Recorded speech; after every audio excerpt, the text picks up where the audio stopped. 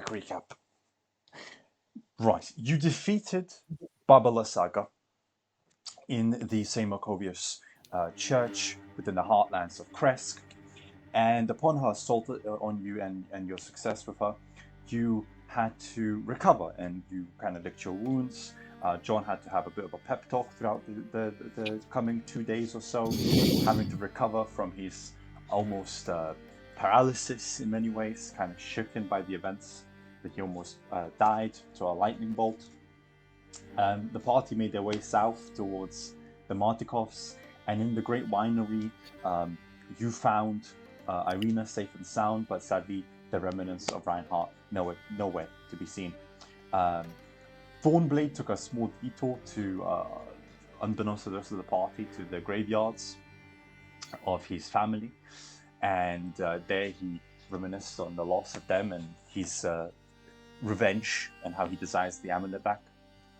In the absolute south, he went and found the crater of Yesterhill, this bombed out, essentially nuclear site with some reminiscing, almost black ice constantly burning your skin if you descend down there. But nonetheless, Elmenor, you descended there with your magic and recovered the old mace and shield of what was left of Reinhardt's gear. You also found black sooted bones of various kinds and a ring that you left for the wild folk before descending eastward towards Krezk, where the party was doing some very basic shopping and preparations with the caravan left off on your journey eastward. Before I forget, of course, you also informed that the Weaver's back to the Martikovs and she wants her gems, and so Davian and Adrian started packing their gear, planning to head north towards the Night Mother, and informed Odo and Murrell to keep an eye on Elmenor in case he tries to interfere with the ritual. And so that's where we pick up. The open road of this cobbled paths of Svalaki kind of treads beneath you.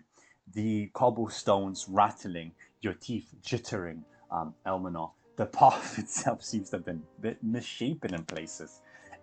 And as you continue ever eastward, gentlemen, whoever's riding the horses, be it Odo, John, or whoever, eventually you kind of stop, your horse kind of neighing, refusing to move forward, as you see that half or so of the cobblestone path has been given away, almost like a landslide, into the ditch to the side.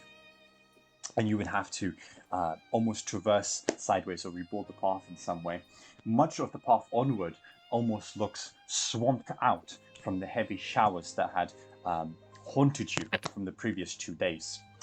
John, because of your passive perception, as well as Elmenor, but I'll stick with you, your ears kind of prick up and you have a almost tingling in the back of your neck, your hair's rising as you hear a twigs kind of breaking in the distance on the right, and though for a second you might have felt you're under attack, you see it's just a deer, or elk maybe is the description. It's tall with its gigantic horns kind of facing down from the hill towards you as it makes its way deeper into the woodlands, but that still leaves the destroyed road ahead of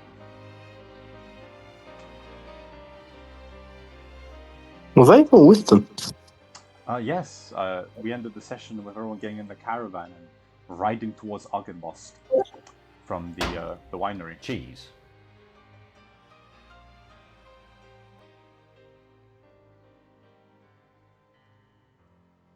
You guys see that, right?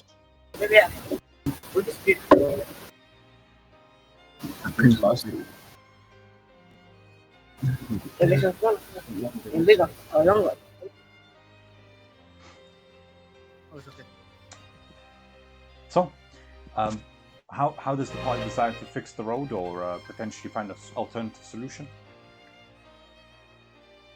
Right, I'll fix the road. Is there generally anything we can do to fix the road? Absolutely. There is, like I mentioned, about only half the road has been sunken away and given into almost like a mud pile and slid off to the side, the cobble taken with it. But you ask about some solutions. Around you, there is some trees that have been knocked over. To the left, you see that there is a slightly drier path, if you like, but it is risky. It's quite narrow if you try to delve off the cobblestones. And of course, the last option you have, the third one, is magic. But that's up to your magic users.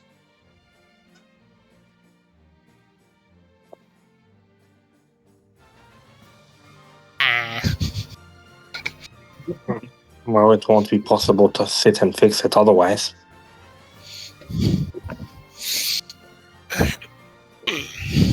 Ilmana's gonna climb out of the back and look at the road.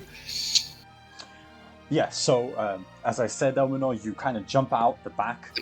Your wet shoes thudded against the cobblestone, and as you look forward to what Stone Reinhardt, since Odo has noticed, you see your horse refuse and kind of neighing to move forward. The road itself, maybe half of it or so on the right half, has slid off like an avalanche of mud to the ditch, and on the left, where it's still remaining, as Odo pointed out, there is a faint, narrow path that still remains, but I would ask for an animal handling check to see if you can pass it.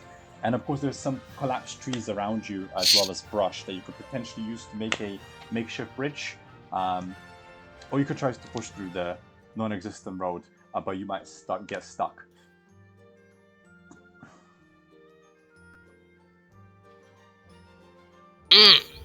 Well, this seems like a problem. This seems like a baby. Unfortunately, Terramancy is not one of my expertise. Right. The whole goal here is if only somebody can have some sort of like mold earth or something. Fortunately, we lack a druid for something like that. Yeah. That's- Unfortunately, I only learned something from the forest spike growth, but other than that, there's nothing I can do. That is outside of my expertise. First challenge of the day. How big is the thing? The sliding of the path is probably about 5 foot wide, but about 20 foot deep. Like I said, about half the road has been knocked off, Clebby.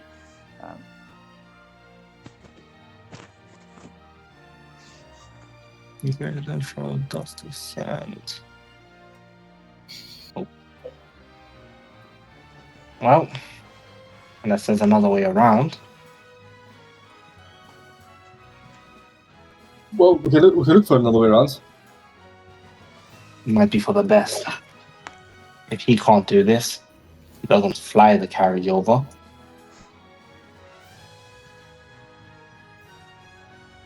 Luckily for us, we have a ranger. You do. You do. I just look at you guys. Is that me? Of course I can do it. I'm just waiting for you guys to say. Thornblade, if you wish, I would of course allow you to try to find a different path for the party. I would request a survival check, and if anyone wants to help him out, I could give him advantage. I'll give him guidance and I'll help him. Okay, fantastic. Oh, So, thanks, buddy. What is your survival? Wait, you can give guidance? yeah, he has. I have guidance. He's been throwing What's guidance the for guidance? like 8 sessions. Wow, what a start to the session. Okay, natural 20 and a 19. I'm going to do guidance. 1d6, right? Or sorry, 1d4, right? Yeah, but natural 20. There you go. I mean, you're already. I know, right? Nice 1 on that guidance. Okay, no worries. 20. Yeah, okay. John, you kind of jump up on top of the cart, point to Thornblade to an overgrown picket, and he kind of descends by himself. Thornblade, you try to be light on your step, and you make quick paths, checking the local area. You backtrack a bit, maybe 120, maybe 160 foot or so, and you eventually find an untraveled road. You can tell it's untraveled because it's overgrown with various brush and flora, and the road itself has given out in the sense of that the wildlife has retaken it. But you can see the outlines of it, and even a fence by one of the streams of river, probably the Raven River, you assume. And as you travel down there by yourself for maybe a minute or two, climbing the outskirts of the Fox Trail to the eastern half of the hillside, kind of trying to get a look. As you reach the top of the small hillside and you see the caravan just past the brush of the tree line, you do notice that this does lead to Argynvost, but it is an untraveled path and you don't know if it's safe.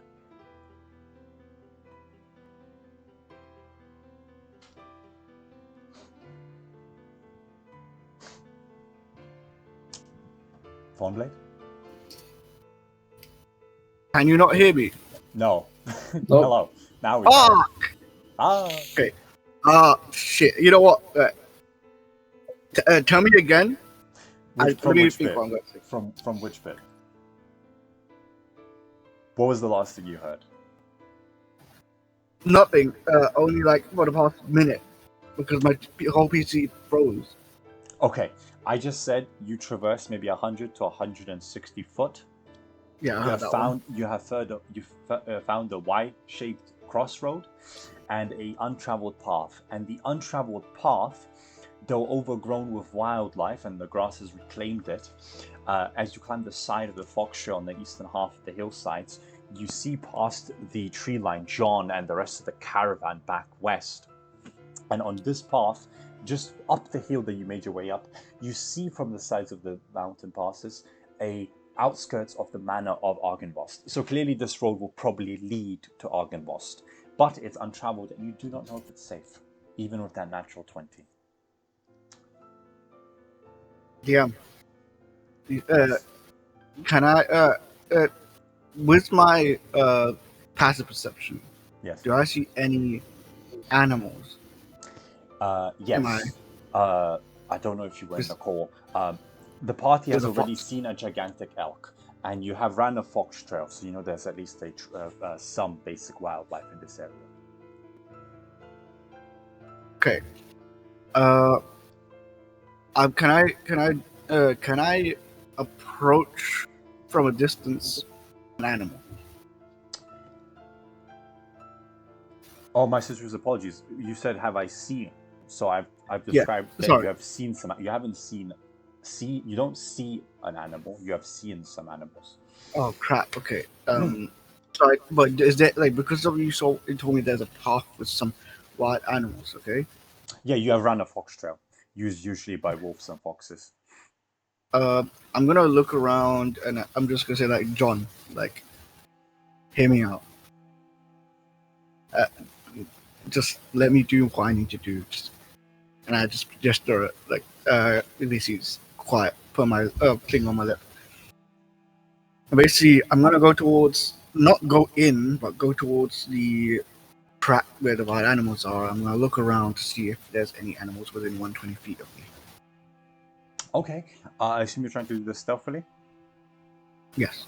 Okay. Roll me a quick stealth check. My passive perception is not very high. You're more than fine. Oh, for fuck's sake! You make maybe about 70 foot up this fox trail, kind of crouching low and sneaking forwards. John, you see him from the top of the caravan doing the same as he kind of motions to you on his lips to stay silent. And the rest of the party, you obviously also see Thornblade kind of vanishing between the picket. And as you do, to your right and to your left, you don't per se see anything until you crouch just slightly over a fallen over a log covered in ivy, and on the other side of it you see a fox just devouring a rabbit it has found. I'm just gonna say, I'm going to speak with animals, right? Okay, yeah, okay. And basically, I'm gonna like softly speak. There's a soft approach. I'm not gonna shout at him, right? Gonna be like, apologies for disturbing you from your meal, but I seek some guidance. The fox lifts its head, covered in like the jaw up its nose to its eyes in bloody red remsen of the carcass that is left of the rabbit, and it goes, "You speak fox? Yes, I do. This is incredible. You're the most intelligent human I've ever met in my life." There are dumb ones too, and I'm sorry for you to experience them. I just really need to know where exactly the path trails through these woods, as you are a native here. I've traveled far from my woods. You claim to be a native of the forest, but you don't know the path? What kind of animal are you? Fortunately, even though I'm not one of the dumb ones, a little bit rubbed into me. I am not native to these woods, but you are, I presume. I am. I lived here my entire life. It's a beautiful long life, I let you know. Almost 5 years. That's a lifespan for some of us. 5 years, impressive.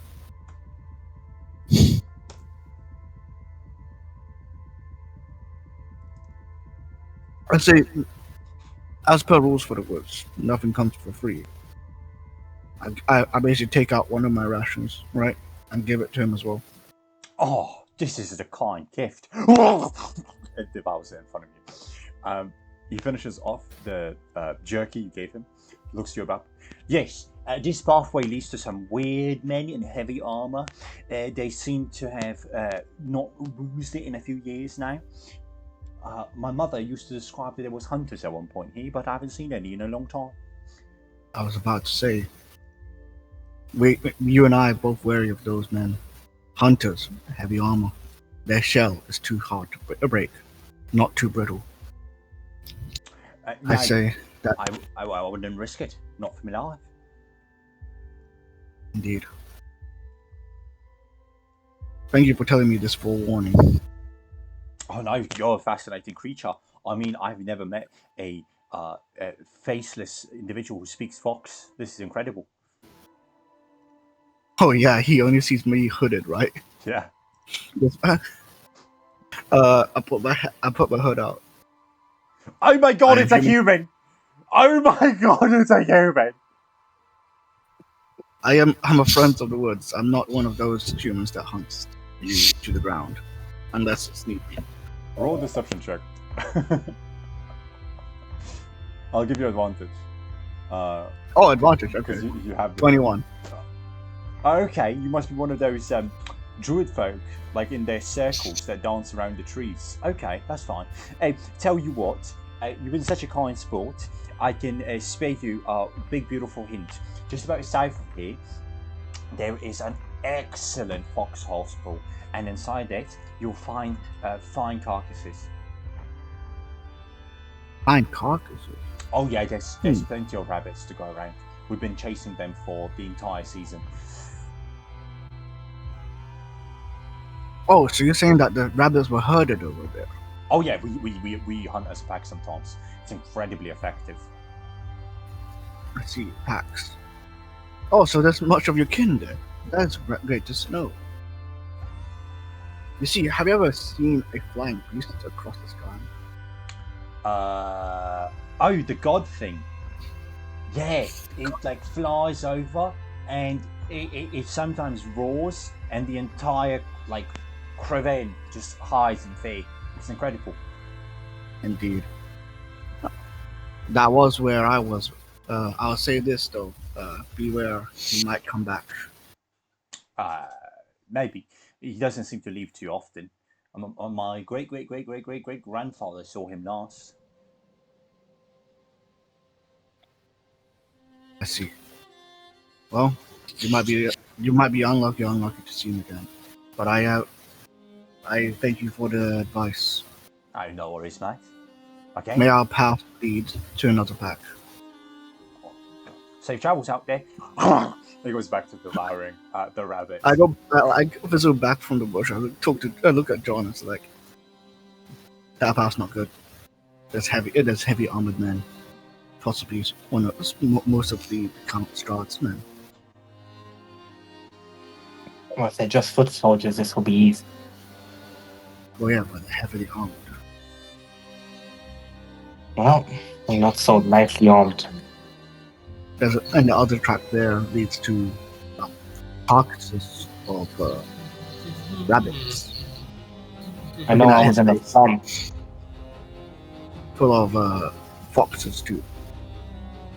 I know I was in a slump, but don't forget what we just killed. He can handle some men. Are you certain they weren't talking about the paladins that came through here? Well, the fox that I talked to didn't really specify that much. He only knows what he's in his point of view.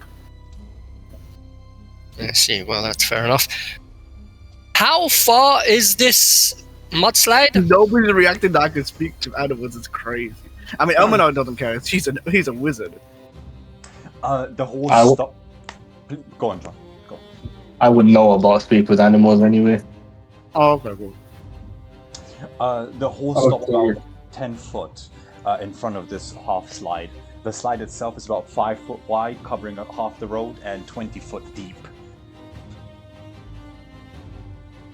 If I was to use the steed's teleportation function, would it include the carriage? Sadly not, but the steed would go on the other side, absolutely. Yeah, it would only be me and the steed.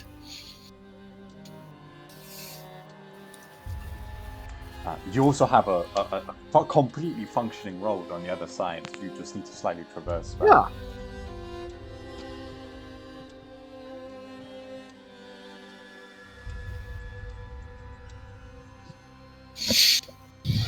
Where did this fox mention these heavily armored soldiers? Down the path and through the wild. I'll send my familiar down that way.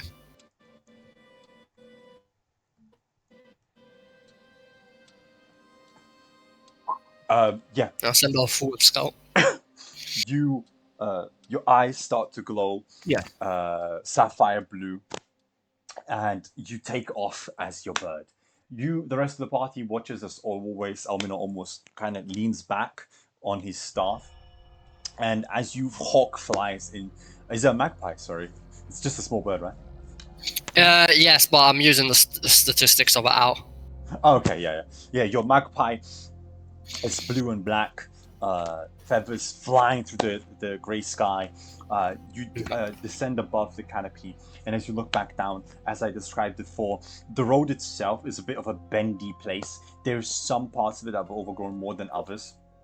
A large section of it on the eastern half also seems to be kind of running like parallel to the river, and it's even been slightly swamped, but in good condition otherwise. No trees or anything has overgrown it per se, but as to movement, you see some wildlife. Absolutely, there's some foxes that are running by. You see some flying small blackbirds and nightingales. No individuals or humanoids of any type, or if they are, they're above your passive perception. Very well. I'll just keep the owl, the magpie, scouting out that area and whatnot, just scouting around us, keeping a safe radius. There doesn't seem to be anyone out there.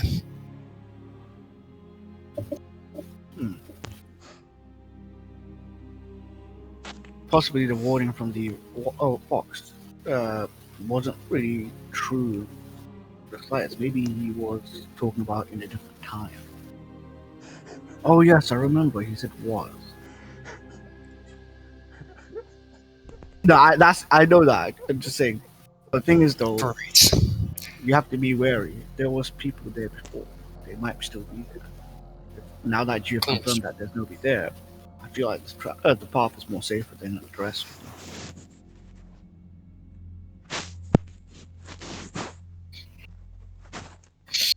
I'll climb onto the horse, and I'm just going to simply ride only the horse, not the carriage, to the other side of this thing. Yeah, okay. Without any major effort, you gallop to the other side of the short, the dispatch pathway. Do you wish to go anywhere? No, specifically, just take it to the other side of the mudslide. Of the road.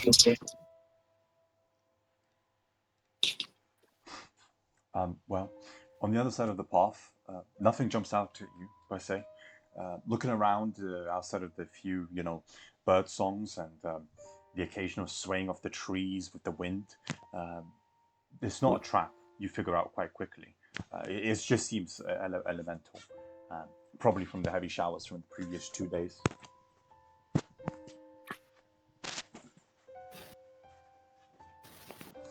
I'm gonna walk back to the carriage. Mhm. How big is the carriage, would you say? I believe it was 10 foot wide and about 10 So foot large deep. size. Yeah, large 10 foot by 10. I mean, it has to fit almost a dozen people. Yeah. Everybody get out of the carriage, please. Unless you want to be squashed inside of it. I'll be like, I'm already sitting out, so I'm just waiting, and I'm just gonna ask, like, what do you have in mind, Almanar? I'll just jump off the top. Yep, I'm up here. Yes. And I'm gonna cast Reduce on the carriage Oh my to god. shrink its size down by 1. Okay.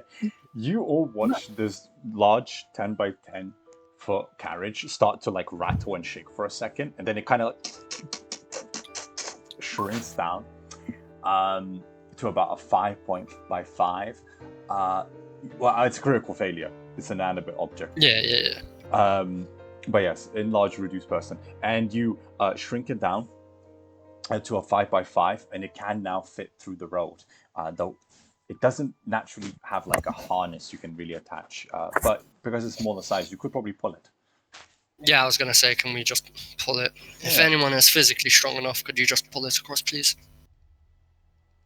Ooh, but Shia, I mean, combined. I will say, be careful, because on this bit it does specify it has to be a creature.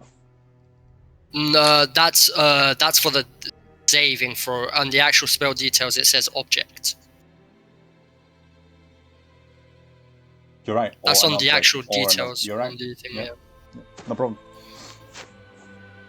Just a quick athletics, DC 15, pretty standard.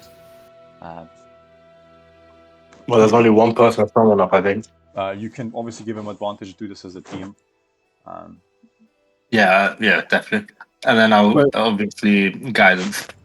Who's the high Athletics. Probably you. Me, yeah. Me, I'll bro, pass with it. my 9 strength and -1 strength modifier, bro. What's your athletics? I'm not even going to entertain your conversation. What's your athletics? I think he has better than me. Plus 3. Oh, it's me Wait, then. plus 5. Okay. Oh, it's Tim then. What the hell? What? No. Who? Wait, what? The You. ranger has the most grit? Seriously? I've got a +4. Oh my god. Oh my god, second natural 20 in a row. What the hell? What Okay. the fuck? Okay, Ford, mate. I'm going to die in the next combat. I'm going to die. Okay. Better roll together. Brother's running out of all his luck immediately. Right, Literally. so you guys watch, shockingly, Thornblade tried to find you an alternative path, but it seems too risky, so he just returns frustrated. He watches you shrink down the caravan, Elminor, and just picks it up like a cart, Valheim style, and just forcefully drags it to the other side. You see this Twinkie of a man who shouldn't have any strength just pull it for 25 foot across before you can obviously let go of the spell, Elminor, and it expands back to its 10 by 10 foot size, so you can all fit back inside. I do appreciate that. I will actually give, you know what, I think it deserves it. I'll give you an inspiration if you haven't had one, Thornblade. It's been a while. Need to remember to give out my players. Years of being a child farmer for my parents would. Oh, that's where you got his strength. Back row. Yeah, oh, fair enough. There you go. Who wants to give me a quick d6 as you continue your journey to Arvenvost? I'm gonna touch the holes more. Don't worry, I'm the lucky one. Rolls of 1. Wait, what? Let Mr. Roll 20 do it. Go on, Tarek. Oh wait, are you? I thought. Okay, is it me? Am I the mean to do this one? Go on, Tarek. Oh, I see how it is. I get the blame. I see. Go on, Tarek. You're the one that rolled the nat 20. Oh my. A free. Yeah, you guys go. A 3. That's like half. Okay, that's an average roll. Okay. Okay. You know You all you'll be in Arvenvost within about 2 or so hours, way before midday. Oh And you've god. been 2 you've hours. been riding hard, and as you continue, eventually, you turn at the second Y junction that you have grown so familiar with, one leading of course towards Valaki and the one heading southward towards Arvenvost. As you take that junction, You ride quite hard, and there is a rattling in your wagon. And you realize quite quickly, Elminor, because you originally fixed this wagon, that your spell is not per se being undone, but these rolls just keep damaging it. And so the wheel itself, eventually, as you ride, snaps off, flies into the nearby trees, and thunks into the log as you all kind of get thrown backwards and land with one of the hilts off the wagon. Obviously, you stop the wagon in its tracks, and as you look around, you realize that the bottom right wheel on the back hinge has completely snapped off again.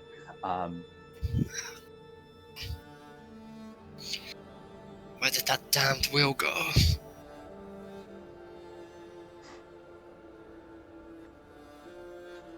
I would ask for an investigation who wants to locate the wheel, but you did definitely see it fly eastward from your perspective. Who so has the west. best investigation, guys? Or you could have a spare wheel. I don't know. It will probably be the wizards. We couldn't. We don't. If we don't want to risk it, I have carpenter's tool. And you're gonna spend a few hours making a new wheel. I respect. Carving a fucking wheel. I'm gonna say. I'm The gonna ask middle of the you, road, just chipping away. You're chipping away, just like Could no worries, potentially guys. reinforce Okay, it so, once I fix it. Yeah. Yeah, I can help that, but like I'm just gonna suggest like if we can't find it within the rest of the day, I'll help basically carve the wheel if you want to. I'll go looking Well, for let's this find that broken wheel. off wheel. Okay. Just a quick If anyone investigation. wants to help. Yeah, you can help him out if you want. You guys can have a approach. I'm letting you know now the DC is 15. So close, Guidance. but with guidance you'll succeed even with a 1. So, Elminor, you have John encouraging you as kind of sending you out into the mud of the place, and as you kind of climb up the side of this picket hill, the steepness of it really starting to get to your lungs as you are not used to this amount of physical activity. Eventually, you climb to the top and you find the wheel in good condition. It just kind of funked off the side of the tree. And at the top of the tree itself, you see a hornet's nest just flying around in frustration and anger. But they don't seem to have been in any way disturbed in the sense they have fallen out of their cocoon. But they are buzzing around. Feel free to pick it up if you like.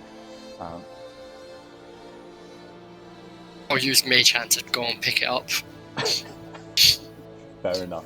You use Mage Hand, you drag the wheel slowly, and you smile as you realize that it has saved your life, because some of them do start flying down towards the wheel as a moving individual or person, and they try to sting at it, but they back up quite quickly, realizing it's inanimate.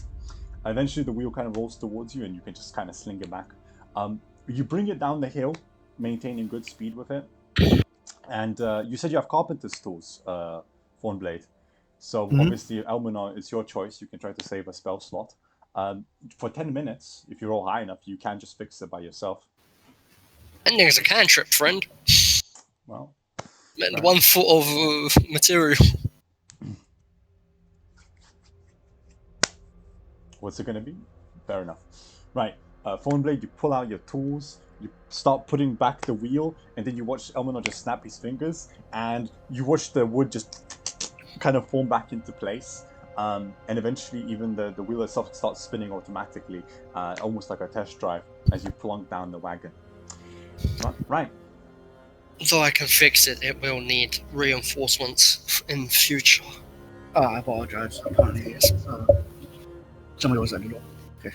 That's right. Right. Though I can fix it, it will still need to be reinforced and made more sturdy in the future. I'll be able to help with that as I just kneel down and roll off a sleeve of carpenter's tools. We'll do that at Argenvostals. Have the key. Okay. Have the key. Right. This is handled in You safety. ride through the mud of this place, kind of pushing hard up the hillside, and you make good time. Don't need it. Because of your horse, you have more than halved your journey, and what would take you half a day, you have made it in 4 hours. As you arrive on the outskirts of Argenvost, in the far distance, the abandoned overall manor house still rocks by the side of the barren swamplands below. Descending upon it, there is some standard pigeons and seagulls in the air. They kind of seem to have been flying northward from Lake Zurich. But as you enter upon the manor house itself, the doors are wide open for you, almost like an invitation. Looking around, it doesn't seem disturbed. No one has been here since you have departed, it seems. The stable is still in good condition. Looking around, though, to your left, you do notice that the torches have not been relit, Odo and Murrell, from the night when you arrived on the southern western half of the quarterhouse.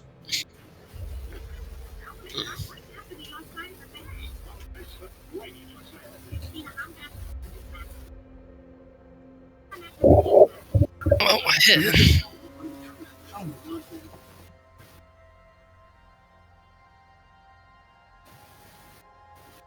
Odo, I believe you had something to do here or something.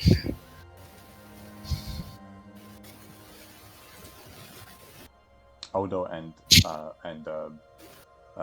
John are both muted, so I assume they're AFK at the moment.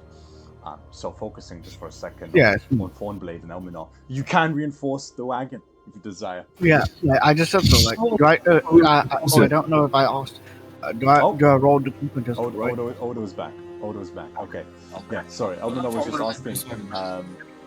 Odo, do you not have anything to do here? That's all Elminor asked. Do you have anything to do here? Yes. Ja, Argen was thoughts. No? You're the one that wanted to come here. Oh, right, yeah. What's his name? Vladmit. Vladimir, yeah. Yeah. Well, I'm tired. Leave me alone. We're all tired, buddy. Have a cuppa. I don't drink. You don't drink coffee? It's the best. You're an addict. I'm not an addict. I have had exactly 1 cup of coffee today. That's a lie. I had one in 2 in the morning when I was at work. This was my 2nd cup of coffee today. I'll have one. That's too little for you. I'm gonna have a 3rd one by probably 10 o'clock tonight. I want coffee now. I saw this guy. You don't drink your coffee. Your hands start shaking. Yeah, it's called withdrawal symptoms, but I'm not addicted. Anyways. What was that? So. Yeah, we'll be there. Yeah, you're right, Vladimir. Okay. I assume Odo, you'll head inside then. Murrell will accompany your sister as always. Anyone else desire to head in with Odo, or because I know Thornblade's going to be working on the caravan as far as I'm concerned. Correct me if I'm wrong. Yeah, I'm working on the caravan. Okay. Everyone else? John, Elminor? I'll just look around, use my arcane eyes and such. Okay. I'll say Esmeralda sticks around and helps out Thornblade then. Because she's already quite good with tools herself. So, I'll stick around and focus on you, Odo. Odo, you enter with your sister Murrell into the open Dragonfly Temple. You kind of walk through the marble pathway, your echo of your footsteps kind of going for almost halls, it feels like.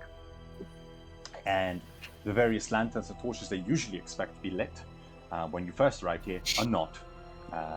Could be because no one is accompanying him. Maybe you have even defeated Vladimir to this place by using a horse, though he did depart almost half a day before you. As you descend inward, climbing up the stairs, Murrell accompanying you, kind of looking around. You feel the cold. I'm ready. I'll be back. Cool. You see, Shia? That's the power of a merchant right there. I was talking about so much coffee, Tyra got pulled. Fear of missing out right there. Anyways, yeah, sorry. You continue through the dragon foyer, Odo, with your sister. And you feel the chill in your bones, the coldness of this place, when there is no light or any temples lighting it. You can feel how almost decrepit, I would say, almost cave-like this place can be. But descending inward, eventually you walk past the chapel, the wood kind of creaking above your head, some small sand drizzling onto your hair. As you enter the throne room and find Vladimir kind of ready with a whetstone, just sharpening his sword as he sees you, kind of ends his task and stands up. You've arrived. Excellent. Yep, I am here. What kept you so long? Roadworks. Darn shame that. Right, follow me. He stands up, turns around towards his throne. You watch him put his left forearm onto the edge of it and just drag the entire chair, almost like grindstone, as it mills itself. And underneath you find a staircase. He kind of picks up a flicker of a torch, snaps his finger, it lights up in a glorious flame, and the oil sniff hits your nostrils. It is damp, probably not used, you assume, in maybe weeks, maybe months, even years. As he kind of looks back towards you, motions for you to follow, and he descends down the staircase. Murrow, almost instinctively, you notice, reaches for one of her arrows and pulls it out of a quiver and just holds it in her arm as she follows him in. What do you do, Odo, if anything? Gonna go down. You told me to go down, I'll go down. Okay. You and Murrow descend down the stairs. You lose quite quickly how deep you have descended, but it is in a straight line at least, and some sunlight seems to touch upon the back of your necks before even that gets dumbed out by the slope of this place. Eventually, the cold shivers return to you, and you see your left and right forearms shaking. Your freshly returned hand seems to be less paralyzed than the one on the right. But as you continue in, eventually you watch Vladimir's face, the back of his neck and scalp that's lit by the torch. He puts it on the right side of the room, and you watch it almost in a burning inferno, just this gust of flame, almost like an old Egyptian pyramid, light up. And the room takes you right inward, almost facing the sun itself. And in front of you, you see a stunning 40-foot wide, maybe 30-foot tall mural. And this mosaic has what seems to be paladins on the right and left, tall statues carved into the stone, similar to the one in Skyrim, if you might recall, with the Oathbreakers. And what ends up happening is that the dawn itself seems to be this oil behind the wall as it lights up the room. And at the bottom, you see a carvage of what looks to be wild children reaching out for the dawn, and some of those men and soldiers wielding blades rising it almost in this respect. But even in this moment of beauty and almost breathtaking sight, as your awe kind of dissipates, you take in also some of the horror. As Vladimir, almost in a cold manner, walks forward, and you hear the crunching of bone below you. And if you desire to look down, you see maybe 2-3 scores of various sized, most likely men, corpses, old, rotten to the bone, in various silvered armor with emblems of the dragon, as he kind of crunches through their skulls and bodies, marching towards the mural, waiting for you as he turns around by it to approach him. And Muriel herself looks around. What is this place? Go down.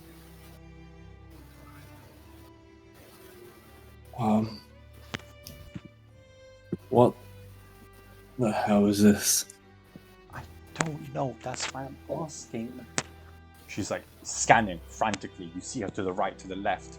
The blazing fire of blue flame erupting either side, similar to your divine punishment that you sometimes cast on the undead. And she almost tiptoes between some of the armor, Should we follow? Yeah, let's go. Okay. You follow in Vladimir's footsteps. I don't know, maybe trying to avoid some of the skeletons, maybe less concerned. But Muro herself tries to dance around them. You hear sometimes the occasional crunch of bone as it falls almost into dust. But eventually you reach the gigantic mosaic and painted Muro on the wall. And you watch Vladimir kind of sigh, if there would be a sigh. Obviously he's lungless, he does not need to breathe as a reborn undead, so instead you kind of just see his nostrils flare, if that, as he faces back towards the mosaic, and he simply says, "This was a great place of dignity for my people. You stand in the Hall of Heroes.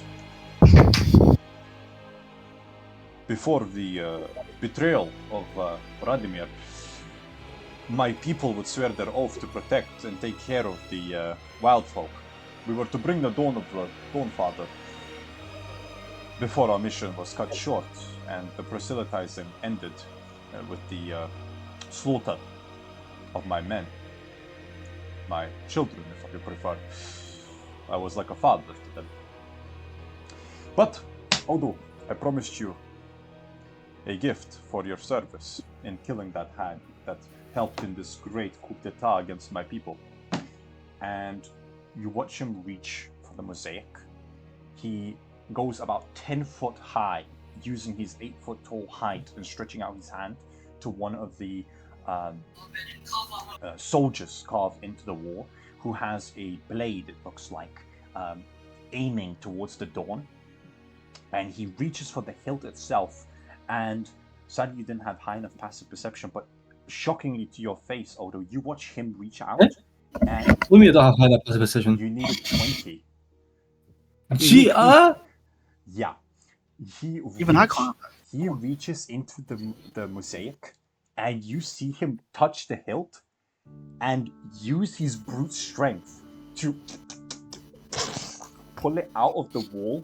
And as he does, like almost limestone flies in all directions, and he walks back towards you and holds it out. And you see that what seemed out originally as a stone-carved, stone-carved hilt of a sword, actually the coiled gold amongst the silver of this blade becomes abundantly clear to you here now, under the light of the burning braziers above you. It is some kind of magical, you can feel divine power radiating from it because you're a cleric, blade standing in his palm. It's yours. Take it. I put my hand out, I'll take it. Use it well. This was Sergei's weapon. It is one of the most glorious things I can gift you. It is the Sun Sword. But I'm not a paladin. No, but you are a cleric.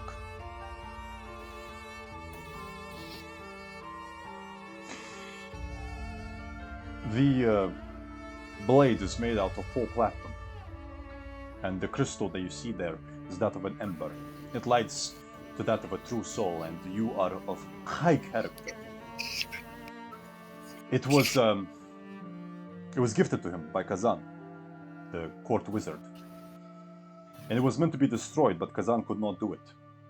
So he brought it to me before he vanished to the Amber Temple, and told me to keep it safe for the day that someone worthy would show up. Although, because that you are a Winshaw, I put my faith in you. I cannot believe I'm saying this, but I think for the first time in centuries there is true hope here that you might just be able to defeat the Count. Me, not John, not Elminar, not Thornblade. I believe you have the power to strike him down and keep him down.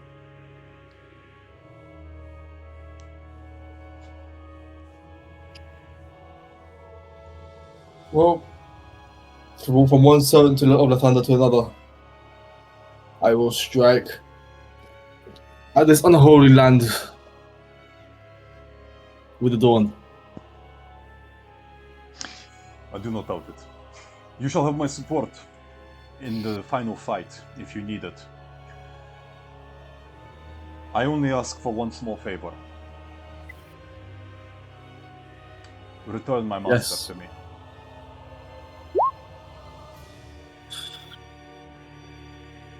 We can certainly try, but do you know what your master is right now?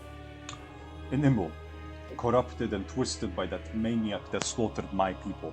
And he shows you behind to the mass grave of skeletons.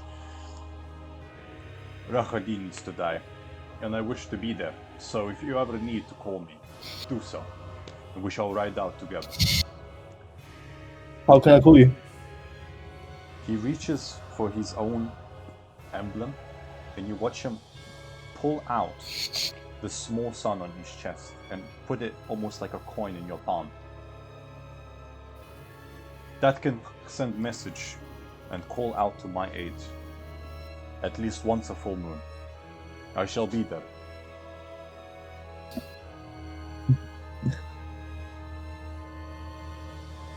Thank you for the gifts and the boon.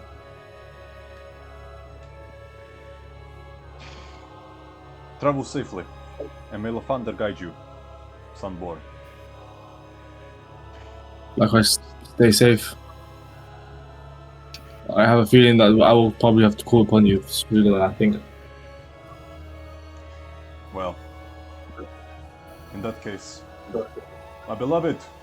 And he looks to the far right, to the shadows, and you watch the pale-skinned Sir Godfrey return once more. You call, Vlad? I have. I need you to once again accompany the party of John. They are heading to a dangerous mission, and try not to get yourself killed. Not again. There is a shadow that almost stretches over the eyes of Sir Godfrey at that moment. Of course, my beloved. And he, kind of floating above air, his spectre form slides in between the ribs of Murrel, your sister, and she seems to be almost possessed.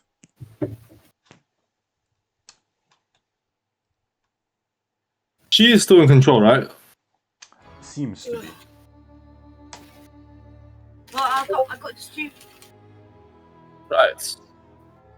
No, fuck you. I bow. Not gonna give a light bow to Vladmit.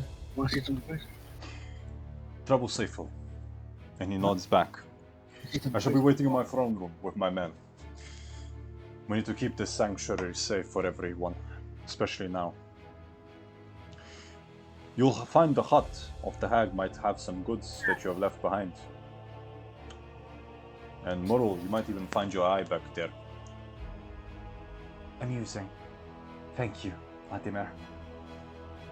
Come on, Oda, we gotta go.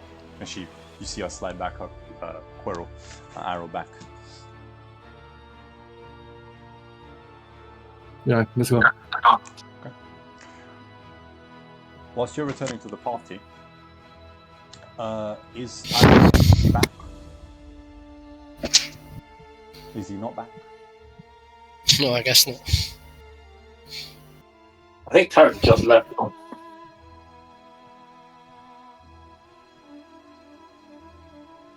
I literally think he just left.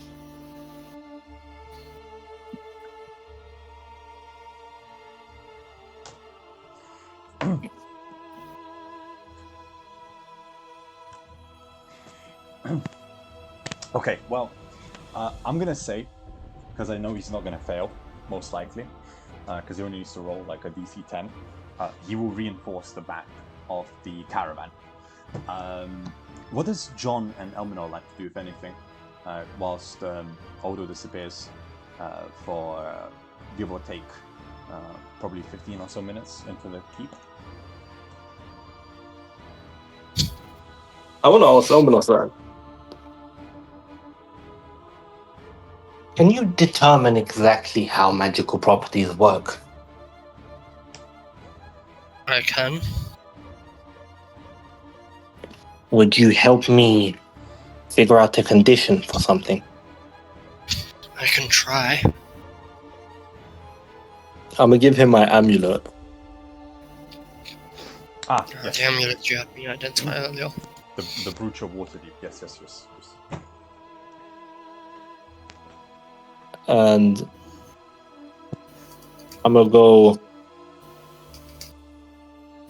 There's something I know I need to do about it, but I can't.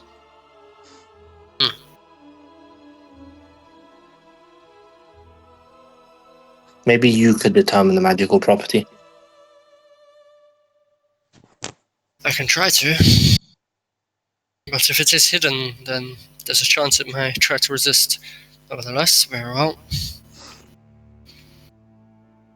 No, I mean, it would be worth a try.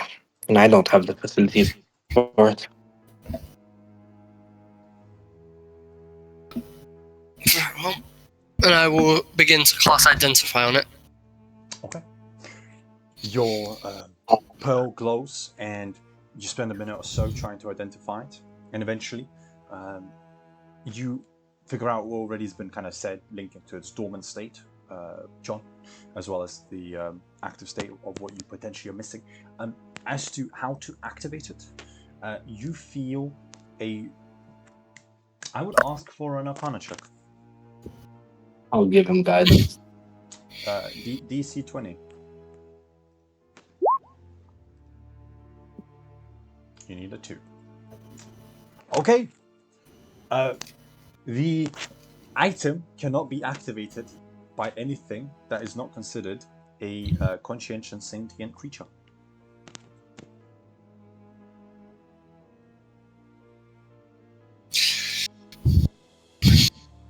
Interesting. Fate has a sense of humor. It cannot be activated by anything less than a sapient creature. And I'll hand the thing back to him. Well, that is rather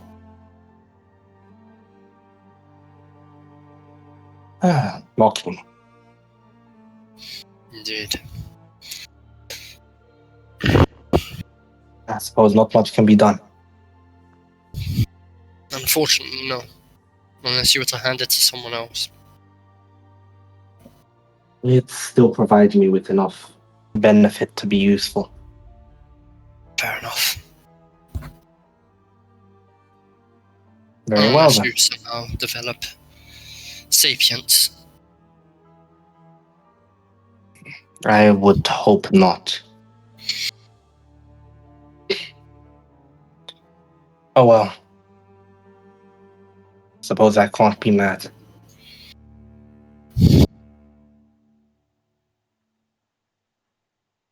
I suppose not.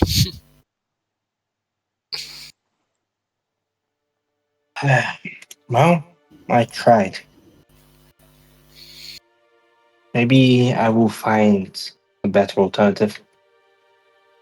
Maybe. Only time will tell. Though, as I said, fate has a sense of humor. I'm gonna put it back on. It's cruel, not that. I suppose it is. However, it's not like anyone can do anything about it. Indeed. We're all stuck with whatever ways life exports. When I look at John, is he a magical creature? He's half. He's a very powerful spawn.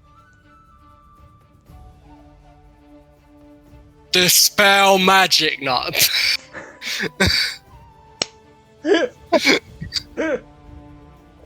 It's like Endgame. You just watch him turn into iron. Just be missing everything but my legs. Oh, Mr. Stark, I'm scared. just walks in front of you.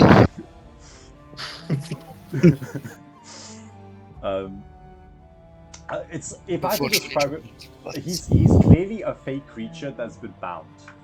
The big issue he's facing is that under the magic that has kind of summoned him, he's lost his how would you describe it? Biological nature.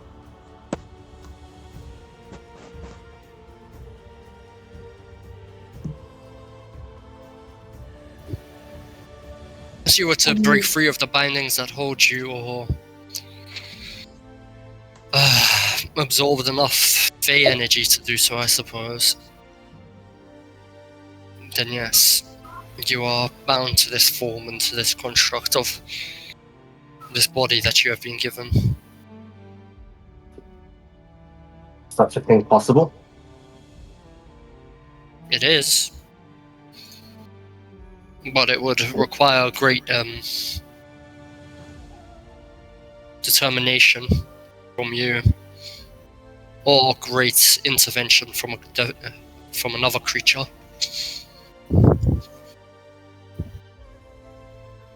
Could the Faith perhaps do it? Maybe. Though I'm not familiar enough with their power to confirm or deny.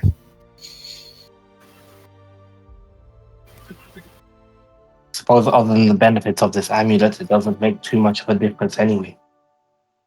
I suppose.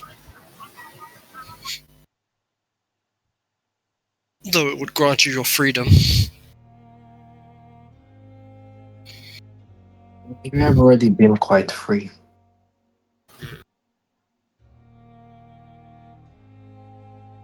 I am experiencing that now while I'm here. A step to recognizing your sapience, I suppose. Maybe, but just the truth.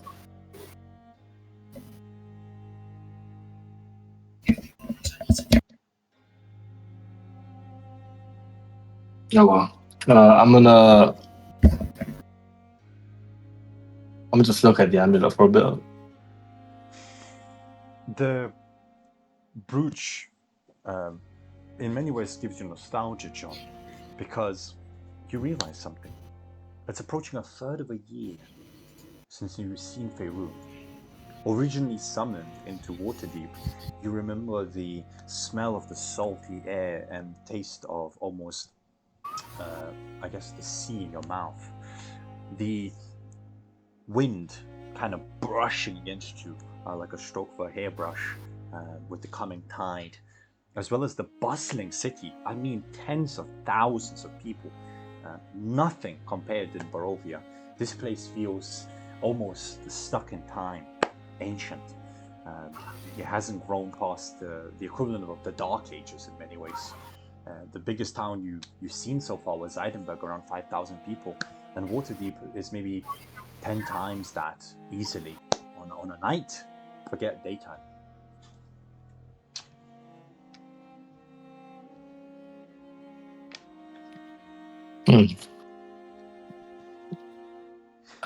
Well, we're not seeing any of that for a while.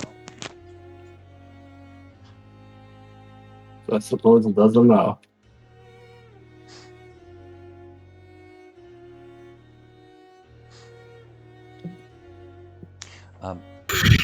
I must ask, where would the party like to go? And what would you like to do? It's about midday. The sun, well, there is no sun, but the equivalent of the sun, the sky, the silvery grey has been replaced with the usual dull grey that you know to be the midpoint. Well, here's the biggest question, right? Where should we go to loop back to Argynvost for the 4th time?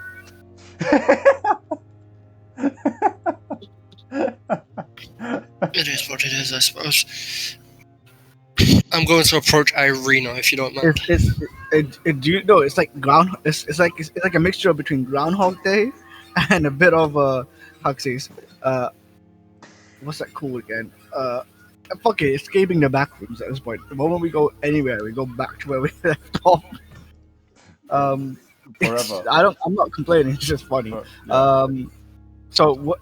Let me just put my token where I was supposed to be. Where in Lost Hope? I did hear you, Omino, don't worry. Yeah. Oh, it's there. Yeah, sorry. And then from there, I feel like we're not going down the fucking river, okay? You guys do whatever. You wanted to speak for Irina. Does the party have anything else to do? Do you guys wish to do anything else outside of Elmina? Besides basically just reinforce the carriage and waiting for everybody else and going, and then nothing else really. Okay. Just wanted to. Okay. Right. Well, then I'll stay. I'll let you guys think and plan stuff in your head. Returning to you then, Elmina. You approach Irina and Esmeralda having a laugh. They seem to be laughing about what seems to have happened, some kind of event that was insane, that unfolded involving a chicken, and apparently John being kicked across a massive lake. Obviously, you're a bit bewildered what the hell they're talking about, but they seem to be having a good chuckle out of it. Eventually, you approach her, and Irina, with her sharp yellow now eyes, almost that of a predator, kind of faces towards you, but still the young 17-year-old now. She kind of looks you up. Elmina, it's nice to join us.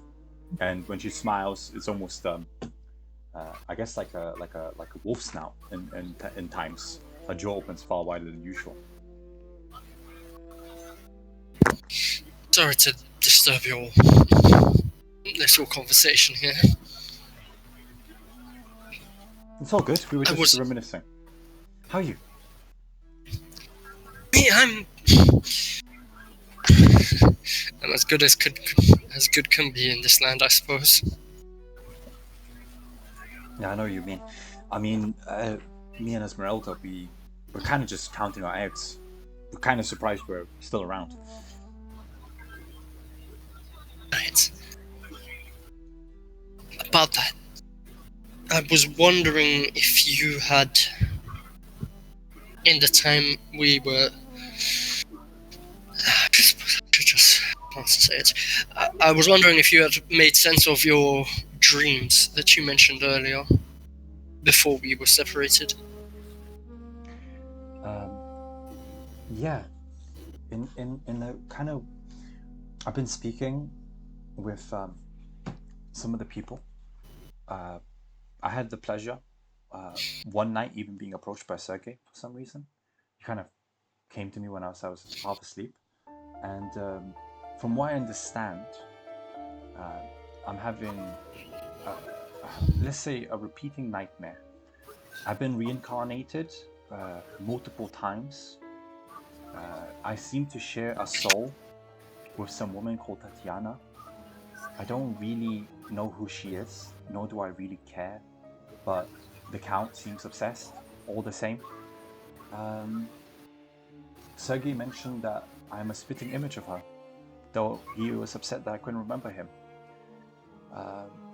I understand he's the brother, the long dead brother of the Count. And I also remember that,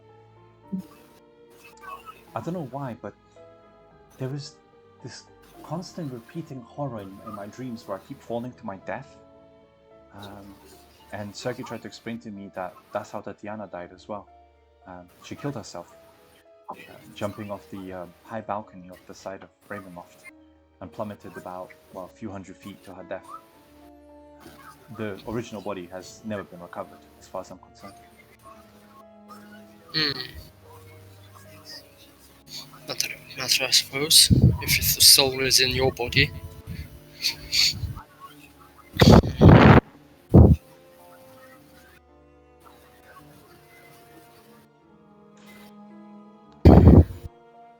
Yeah, that's about it, to be honest. Did Sergei explain to you why or how he died? Sergei lost a duel, he said, to the Count. Something about the throne, or at least the fight, about something they both beloved. They were fighting over Tatiana. Well, that's just foolish, but fair enough. I spoke to Sergei. He explained that he and Tatiana were madly in love with each other, but for some odd reason, Strahd had also become obsessed with her. Whether it was jealousy of their youth, of their youthful love for each other, or something otherwise, I don't know. But he explained that Strahd, I think it was upon Sergei and Tatiana's wedding day, Strahd flew into a rage and challenged Sergei for Tatiana's hand. I do not remember this, but I have dreamt of a duel between two maskless men, and they, one always seems to win, and a black shadow descends upon the wedding room. I do not know if that's a memory or just another horrid nightmare, but I do know this much. The smaller man, every time he loses, despite fighting valiantly, feels almost preempted in some ways.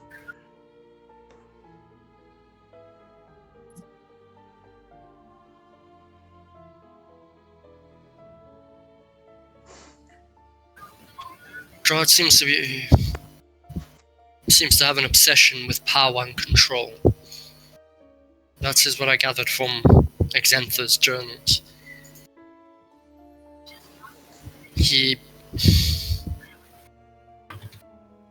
supposedly, when he slew his brother, I suppose, is when his curse fell upon him. Whether it was in communion with whatever creatures lay within the Amber Temple, otherwise. According to Exantha, that is where Strahd struck a deal to turn him into whatever he is now, grant him a form of immortality. Though I suppose, just like fate, whatever creatures he struck a deal with must have also shared a sense of humor.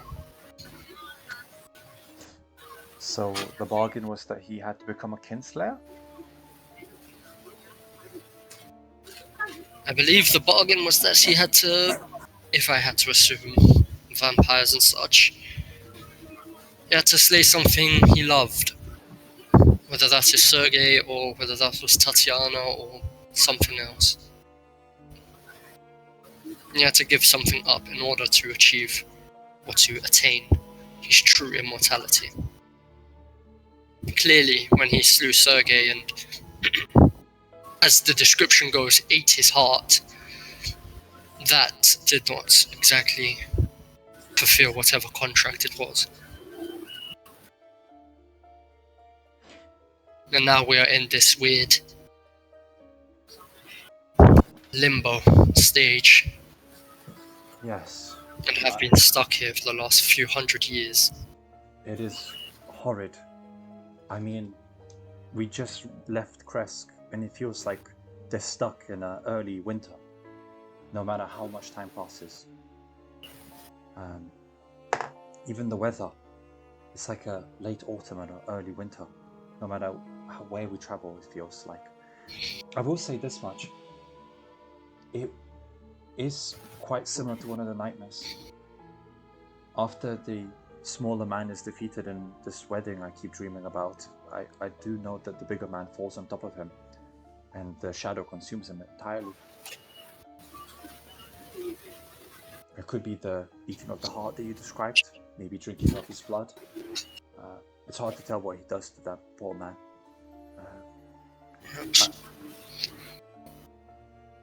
As to the limbo, like I said, that's the curse of the von Zorovich family that we have been born and raised in since, well, time immemorial.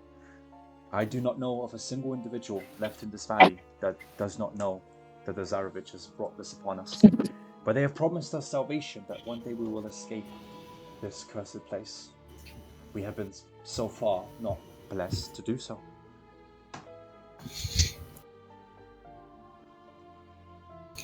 A cruel lie spread by Strahd, I suppose. Well, I didn't know it then. I'm just saying it as it was when I was growing up. my father and his father before him told us that the von Zoroviches were doing everything in their power to get us out.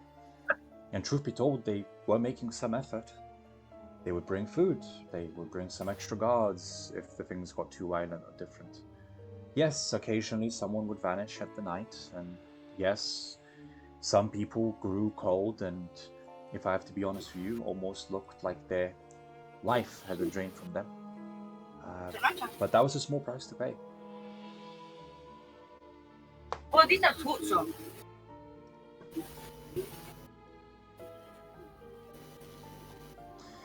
I see. I guess the comfort of the lies. It was familiar, you know? It was welcoming. I Suppose. don't know. Esmeralda was telling me of a magical place far bigger than this valley. Something to do with the Sword Coast, and you know, I could see the sun, whatever that is, and travel the open seas. I never even heard of this word before. Have you heard of it? A sea, an ocean, apparently so deep and vast it stretches for days. I think the biggest pond we have is Zarovich, and that's maybe half a day's journey to go around it all. It's just a big lake to the north of this place. She described flying, talking birdmen. That sounded insane to me, but you know, I would, yeah, I can't even pronounce it, but that sounds amazing. She said there is like lizard men who walk around and they can fight, like breathe like dragons. You know, she described talking catmen on like great ships. I think the most we have seen is a rowboat, to be honest. There's just no point in a big ship. If I ever get out of this place, I need to travel. I need to travel. I need to see this place. There's apparently like a great northern hinge where there is a tree covered in frost. What did you call it? What did you call that, Esmeralda? Icewindale, chica. Icewindale. It is a beautiful paradise amongst the snow. That's Yes, amazing. this is where my family originates from. So you would know that, like that's amazing. I would love nothing else. At least it gives me some hope, you know, something to look forward to, despite the horrors of this place.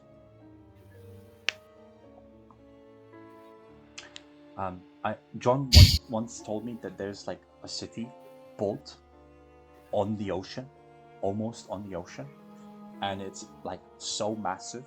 There's like a great council of men. Waterdeep. I was there to say, Yeah, like, that's it, Waterdeep. What's an ocean? And I kind of said, My auntie is the ruler there.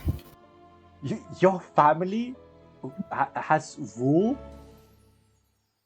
Okay. My grandmother's side, yes.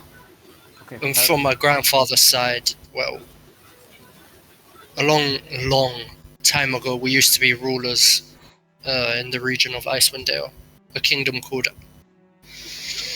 damn if I can remember it, Adamante, something along those lines. House Omar used to rule over that country. Yeah, I've been told there's like 10 towns or something up there. It's fascinating. I will say this much: if we ever get out, if you guys would take me for a trip around the Sword Coast, that would be a girl's dream come true. Like my 18th birthday, just travel the Sword Coast. That would be the best thing ever. Of course, we need to get out. We need to get out alive. Esmeralda already offered, if you believe it, for me and her to go hunting monsters. I don't know if I'm in the mood for hunting more monsters, but she said she needs an apprentice. Listen, Chica, the offer is always available. That is what I'm just trying to say. Yeah, it's not you must. It is just if you ever fancy, you know? Atlanta. Ah, Faerun. I miss the realms. I've been here for too long. Speaking about it makes me reminisce of it. I'd even take the Red Wizards over this godforsaken land. Red wizards? I don't understand. Thayans. They came from the east. They were a bunch of... Well, they rule over a land named Thay. Is it A big? mageocracy. Large, an empire, yes. What's a mageocracy? It is a society ruled over by mages. I see. Similar to how this land is a feudal monarchy, I suppose it would be called. Forgive my ignorance. I haven't known anything else. Thay is full of wizards, necromancers, mostly. They are ruled over by whomever is the most powerful out of them at that given moment. And given the practice of necromancy, Thayans tend to lean towards the more extreme sides of magical conventions. The more immoral sides. They rule over their land with a iron fist, so to speak. Fair enough. My grandmother, the symbol, ruled over a kingdom by their border when she was alive. Though it, I believe, has also fallen into a mageocracy since her death 15 years ago. I mean, this is what I mean, guys. Like, you guys were born and experienced some of the wonders of the world, and I'm stuck in a valley. I mean, I'm not gonna say life's not fair, guys, but like, this is ridiculous. I need to see these places. Chica, what you need to see is Sembia. Just near his home, she points at you, Omino. It is a beautiful coastline. Incredible merchants. Goods from all over Nern. You wouldn't believe it. What? Don't worry. I will take you. I promise you, Chica. I promise you. We will go shopping. We will buy some fancy clothes. We'll go eat some of the best exquisite foods. I mean, I wouldn't mind. We could get some mammoth tusks. Maybe you fancy some leopard skin. What are these animals you describe? Ah, yes, El Chico. One day, my girl, one day. It would be an honor to explore the Sword Coast with you. To show you around. I would love nothing else. Should we ever? Sembia sounds nice. Cormier sounds lovely, by the way, Almino. This place you keep describing as well to me. What was it? My girl. Deserts beyond belief. As well. Apparently there's like anything that's for sale, you'll find in including, what was it? I don't want to talk about it, girl. Not now. As you desire. In that moment, because of your passive perception, you do see a bit of disgust in the face of Esmeralda when it comes to anything's on sale in and then she looks towards you again. Right, shall we go? Come on, guys. The thing's finished. One blader, you've wrapped up, El Chico. She like kicks the side of your hip. I'm doing. I said like just finished. This the wheel on this bad. Okay, let me just speak more in my character. The wheel on this courage wheel should be able to withstand even a hard rock. Well, Arena, it's time to go. I dare say. There comes Odo and his little sister. Come on, Maro. We don't got all day, girl. And you see her head towards the back of the wagon. What would the party like to do? Obviously, Arena's still looking towards Yomina. Before I go, I suppose we could go. In Cormier, you said Yes. there's dragons? No, well, there used to be one. A massive black dragon. So dark was its scales that it came off as purple. That is like the one we saw, but not rotted. Much more fresh and much larger. Okay. I don't remember the legend exactly. It was either slain by a legendary hero or died of old age.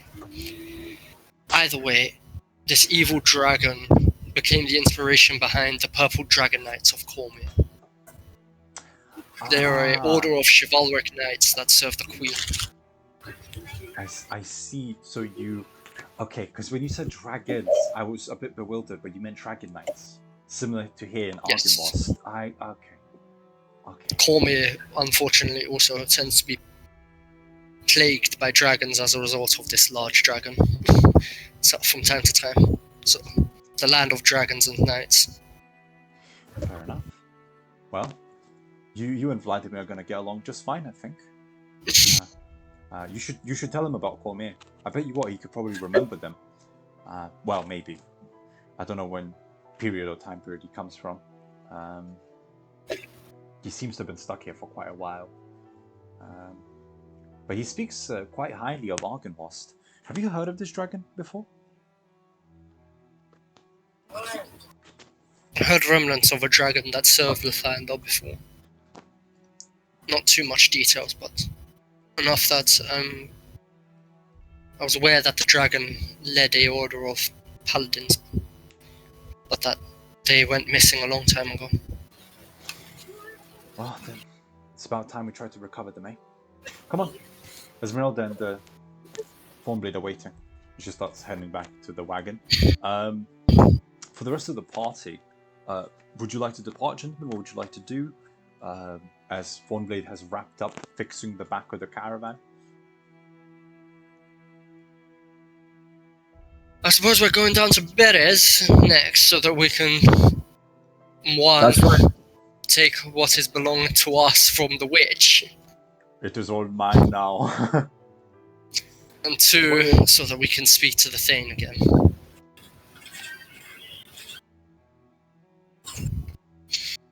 Though the wagon won't make it. Pass. The wagon will not be able to make its way down there, given that this is a bog. So we should leave it here, probably for the best. And then come back when we're done. Alright then. I think that's a good idea. I mean, traveling on foot will do us some good anyway. Agreed. And we have a ranger, so if we ever do get lost. just push him forward. Find me the path, boy. Good. Okay. Right. I'm going to ride my horse down there. That's more than fair. Okay. Pardon me. I might actually just call it. You know what, I will. Because it's been bothering me for almost 2 hours. I'm only going to call a 1 minute break just to grab my apple juice, boys. To stop this hiccup. Yep. But I hope I threw up the map so you can discuss where you want to go. I know Beres is on the way, but your next destination. Oh, let me BOB. Where is this?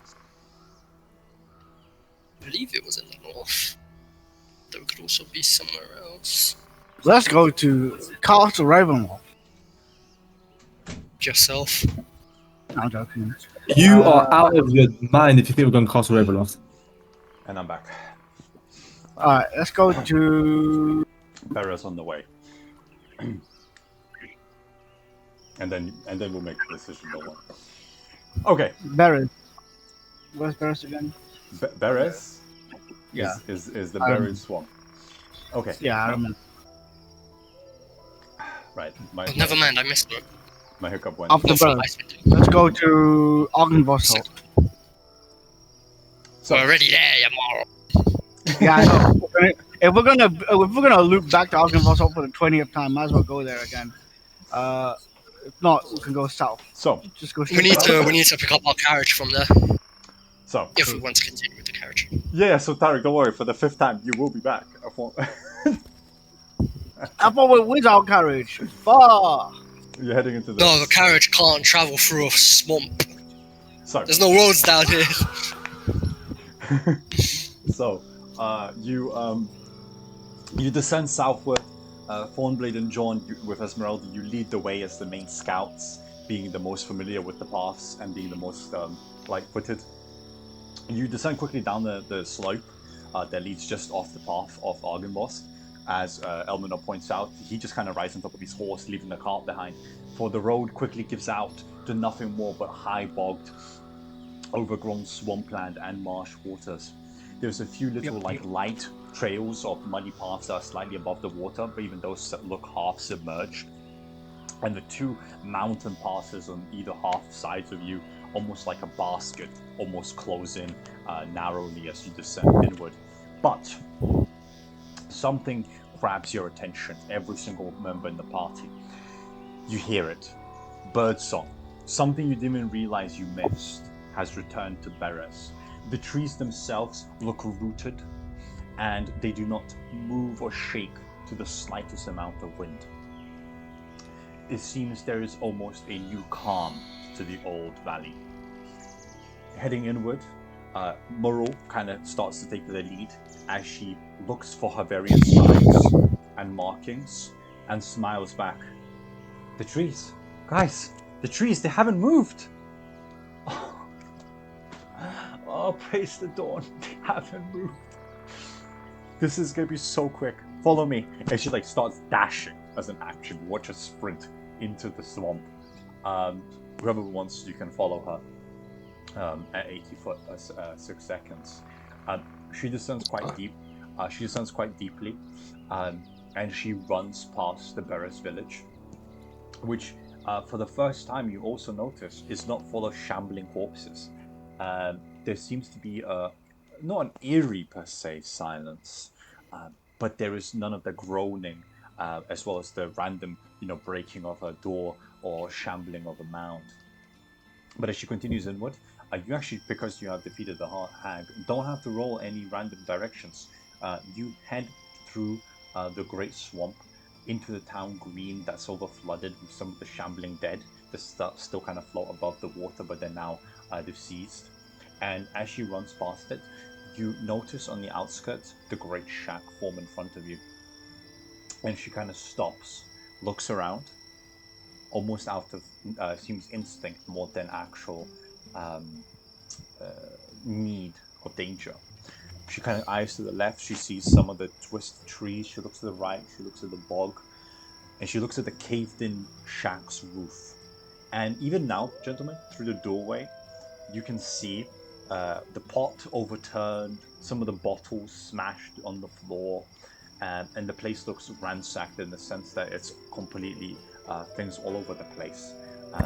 But you can't tell if someone's actually been inside, or was it just from the fact that the shack, the second you removed the gemstone, John, fell flat, almost like an earthquake, and caused the gigantic pond of water to fly in all directions when you fled with Murrell from Baba Lasaga. Right. Who wishes to enter, if you do? Thornblade, if I may.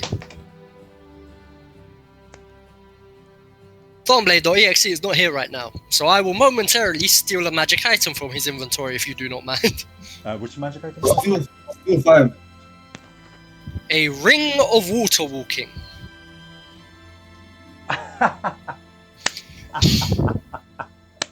Given that he stays away from the danger because he's a longbowman.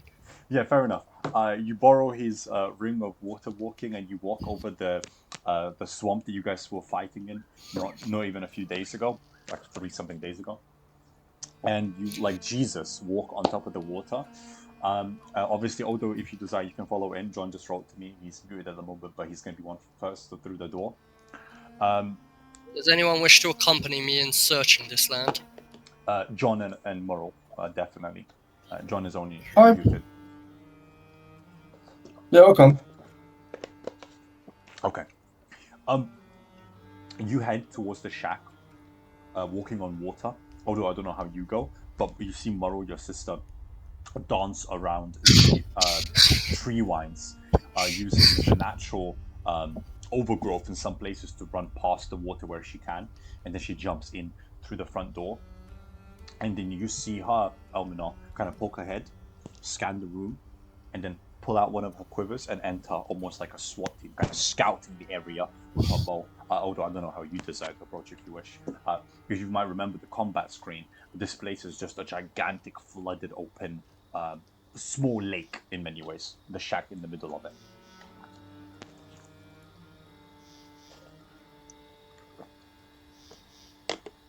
Odo? Oh Not here right now. no. He is. Yeah. Odo's definitely here, but it's your voice is quite out. Ooh, that's weird. You're saying, are you gonna swim across the dirty lake? Well, no. Well, no. I was gonna say, like I said, Merle, your sister, she just kind of ran across some of the overgrowth. You can try to imitate her if you like, with a acrobatics check, or with an athletics check. You can just brute force your way up to waist deep in the water to the shack. If you remember the combat. Yep. Big man, I'm gonna just brute force it. What about acrobatics? I've got +0 acrobatics. Or +3 to athletics. The DC is only 12 for the brute strength. Yep. It's quite low. You should be fine. Athletics just to brute force your way. Can I guidance myself as well? Okay. Oh, I actually don't know with the 5.5 rule set. Let me double check. 5.5. You can, yes. You can guidance yourself with 5.5. Okay. You can? Yeah, you can. Alright, perfect.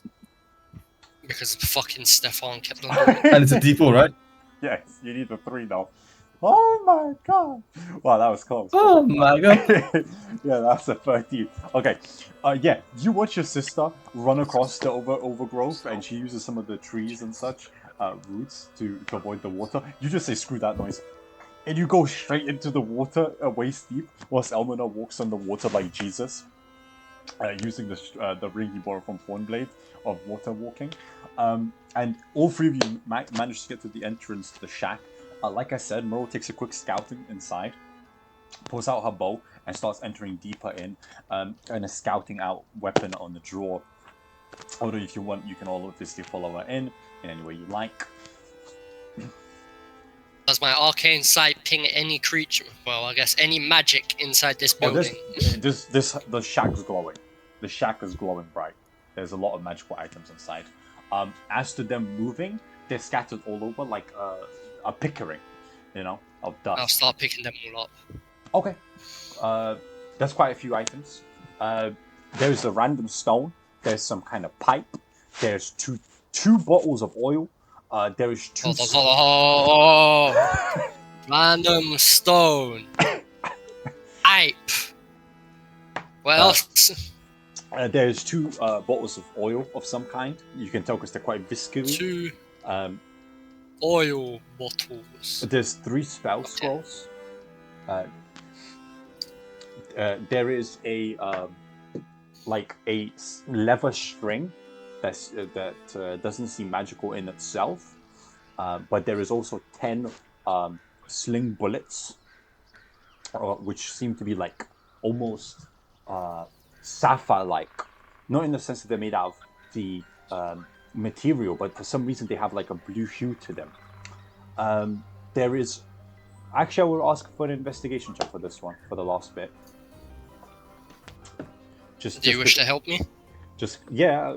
I assume Oda will help you. No. And then I think it's a pretty safe bet that he's muted. I'm gonna give you the help action. Moro will give you. You're gonna give me guidance. He's muted again. Bastards just disappear constantly. I'm gonna make a safe guess. He will. Pow. Okay, you broke 27. Yeah, you broke my 25. You went to the higher echelon. You find a total, share it in any way you fancy, 800 equivalent of gold pieces, and 2 equivalent of 100 each gemstone pieces. Two actual gemstones worth about 100 each. Yes, I did give you guidance, by the way. I assume I will give you guidance. Yeah, and about 800 or so gold equivalent of various silver and gold pieces. It's mine now, boy! It's scattered all over the hut. I see. Right. So I just walked back because I told my little bro. So all I heard was just two pieces of ruby. Yeah. So you found a stone of magical nature, pipes of magical nature, 2 viscous bottles of oil of some kind of magical nature. Oh, you son of a bitch. 3 spell scrolls, 10 sling bullets that seem to have a blue hue to them, 800 gold equivalent, and 2 gemstones of about 100 gold equivalent of each. that could potentially be grounded out to gemstone dust if you prefer. And because you broke my 25 on the Jesus Christ, on my higher echelon, you also found some kind of pearl that has a strong magical aura around it. Okay. Alright. I'm have going all to of look these at the items in my bullet. inventory. So those are you, when you mean bullets, you mean like arrows? They were sling bullets. Yeah, Slim what? sling bullets. Sling bullets. And there's an actual Bullets. yes, sling bullets as in stones, Yes, I know sling bullets. Yes. and an actual sling as well. There was a leather sling. Damn. That's a simple weapon, right? It is, yeah. Anyone could use it. Anyone can use that. Yo, who wants to also be a ranger? Who wants to take in the mantle as well? No, fuck that. What? Why can't you? It will save your life. It's the most. Um, It's the most greatest choice you do. It's a ranged now, weapon. Shit, I'm gonna make a very safe assumption. You as a party will spend the next 10-something minutes identifying every single one of these items. If that is all the items in here, I will make sure this is a safe place before I do any of that.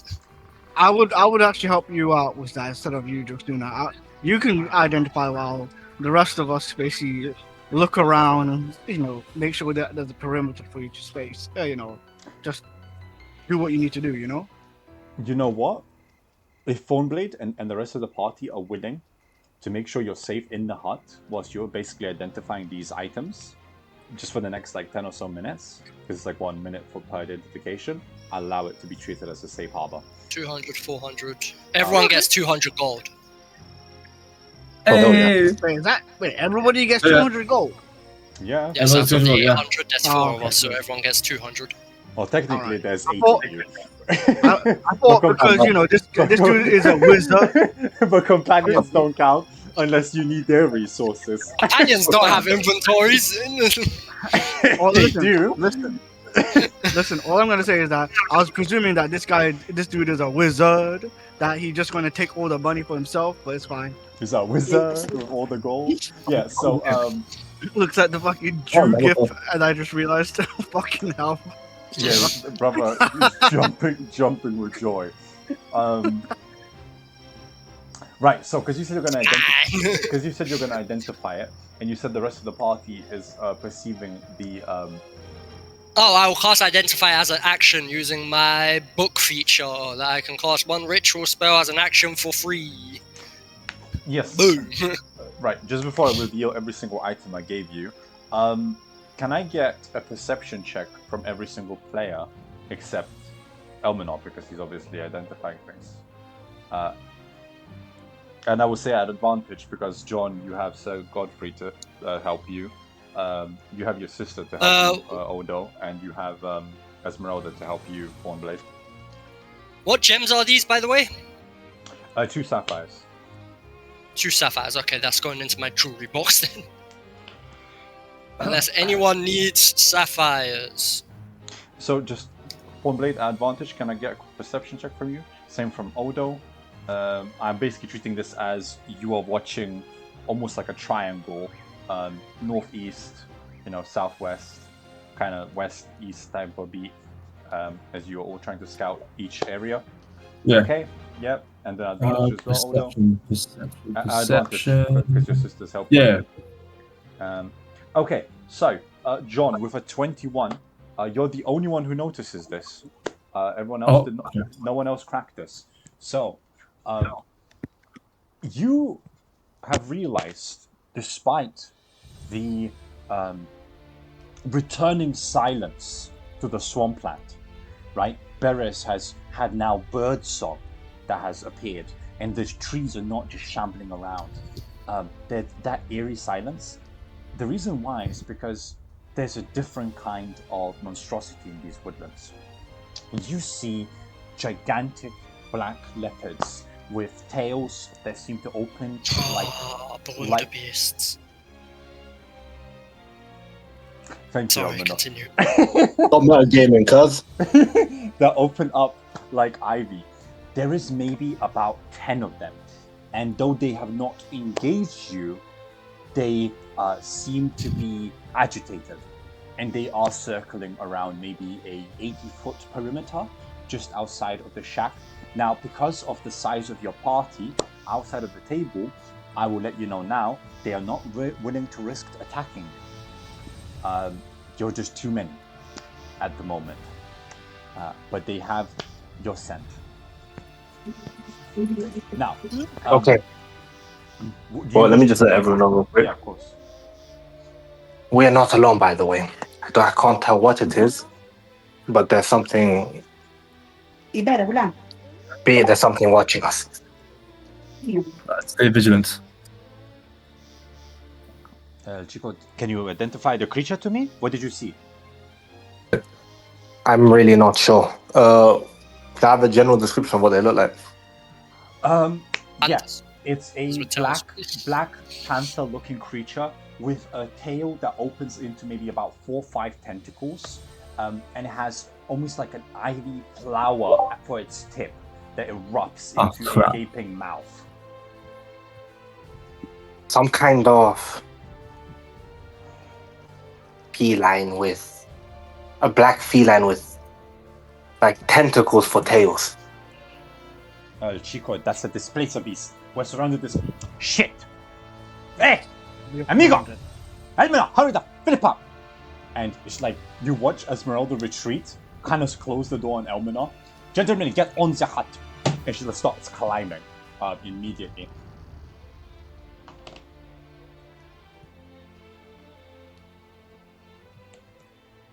Oh, does the party decide to do anything? My apologies. Just give me 1 sec. Of course. The party as like you identify again. As an action, yeah. I can identify all of these items. Right. I think what I would like to do is where is it? You tell me. I'm gonna. No, I can't do that. No, wait. Actually, no, I'm not gonna waste my own. I have a question. What does a displacer count as? What does this display? It's a monstrosity. It's much okay, nah, never mind then. That's none of your business, blood. Stop metagaming. Shut up, bro. You know what? Let me get it straight. We know that there's displacer lurking around us, right? Your John has described to Esmeralda what he has seen, and she identified it as a monster hunter that is most likely displacer beasts.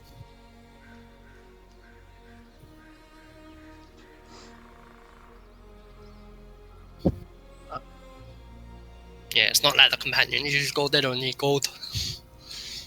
We're the ones paying for everything.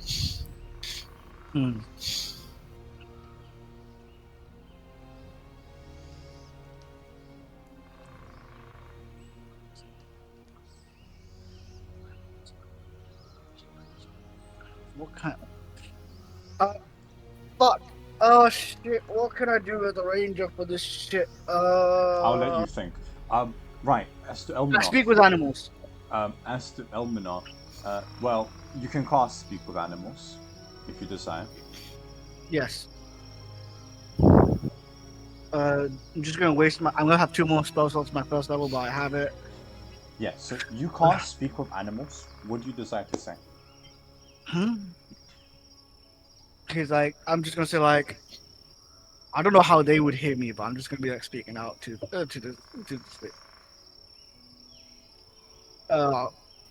halt, noble beast. We're not here to make any harm. Okay. You try to speak with it, and as you do, it kind of just claws at you, and all you hear is as it roars. Does not even respond to you. Yeah, I understand. It's like far. It does not like me calling it a beast, huh? No, as in it is not a beast. It does not understand you. Oh yeah, trust. Yeah, the same Baldur's Gate where you can just speak with them. Damn it. All right. I just look at the body. It's like, well, I tried.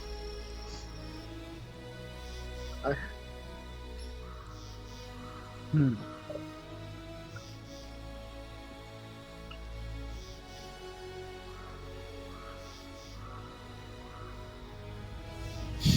Send me the magic items on us. Whilst the party is trying to figure it out, this is what you have got. All I'm trying to do. I'll I'm trying to do I'll is make forward sure it to that the place. I'm just gonna make sure the beast doesn't come towards us. Can I do an? Oh shit!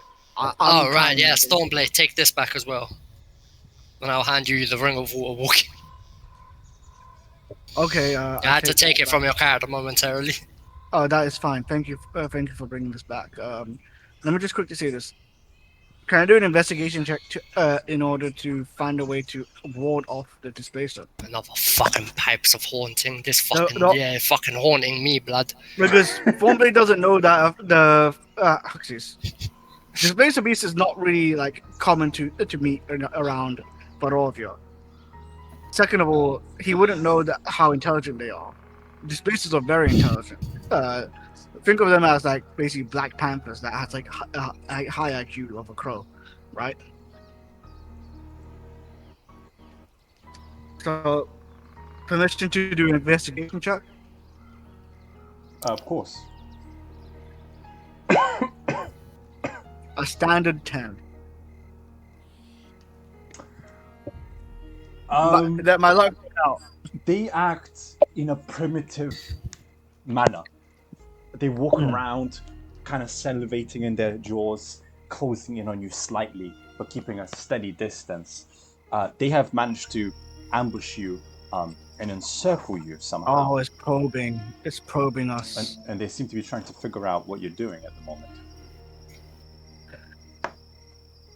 Right. What's going to happen is that while the rest of the party is looking, I'm pretty sure I'm going to presume that Esmeralda's focusing on the displacer beast. I'm going to look towards her and tell her and the rest of the party, mostly, right, that I understand that you understand that you see that the displacer beast is probing us. Convenient. I'm keeping the pearl on me. If it's gonna try and do a show of force, then I have to give a show of force too. I'm going to. You know what? Fuck it. To do a show of force, I'm going to shoot an arrow right in front of it onto the ground. Okay. Right. I'm going to say that to them. I'm not doing it yet. I'm telling it to Esmeralda. To show a force, to do show of force, I'm going to shoot an arrow right in front of it, and I want to see if I can have a confirmation with the party first.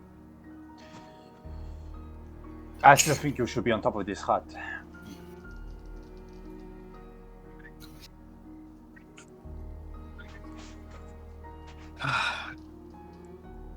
Sure, you're right. I'm gonna scaffold on top of the hut and then strike an arrow intentionally missing in front of its ball. Go for it. It's a DC. Oh, You shouldn't miss this.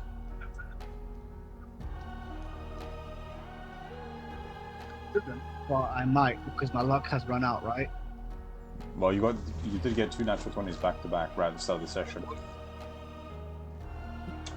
Right. 27. You hit the ground right in front of them. They kind of scatter back a bit, shocked that you have any ranged weapons. But then they eye you suspiciously and back up just a bit. Maybe 80 foot away. Do I see that they've gone? They're not the gone. hut is... They just backed away by about 20 foot. They're keeping a slightly larger radius around you. It's larger radius around me. Then if they're iron on me, then I have a really good reason to do this. I'm gonna grab a bit of the hay stack on this hut. Wait, sorry. Is the hut, the roofing of this, with dried leaves or basically like stacks of hay? I would describe it as like dried up leaves from the swamp. Okay, I'm gonna. Do I presume that these leaves are like these like string ones? Yes, like from ivy. Yes. Okay, I'm gonna grab one and basically wrap it around the front of my arrow, and then use one of my matches from my matchstick that I made from my when I was in the forest. See, preparing things does come in handy later, right? And I basically have myself a non-magical fire arrow, and fire is basically, I would say, I believe Thornblade believes that fire wards off most beasts around the forest.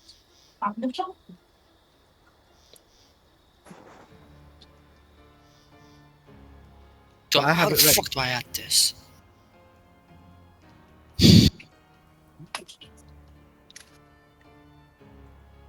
Go on, go on, go on, Thornblade.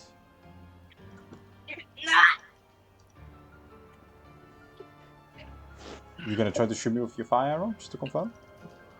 No, I'm basically because they're ironing on me. I'm gonna show force with a fire arrow, and I know I'm gonna presume that they might know what the feel of feel of how it's like to burn.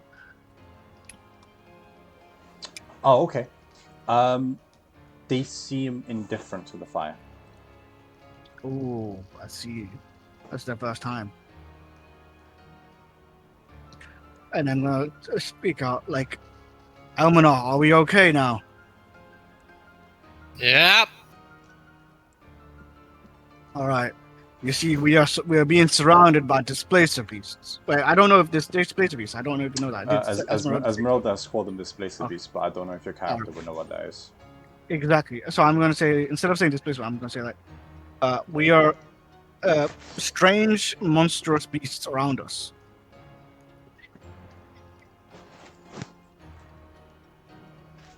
Esmeralda called them displacer beasts. Displacers. It is not something we should be fighting, guys. Cool.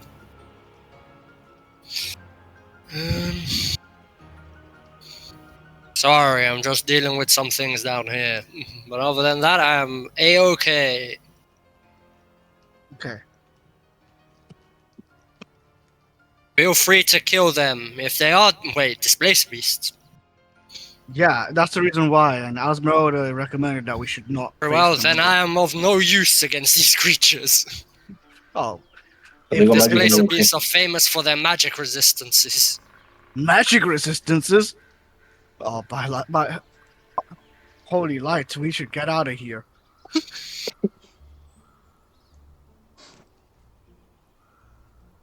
Well, it's not like we're all magical users, so we should be fine. That's just, you can speak for yourself. I'm a ranger. Brilliant. I'm sorry. You can speak for yourself, John, but I'm not one to go against beasts like this toe to toe.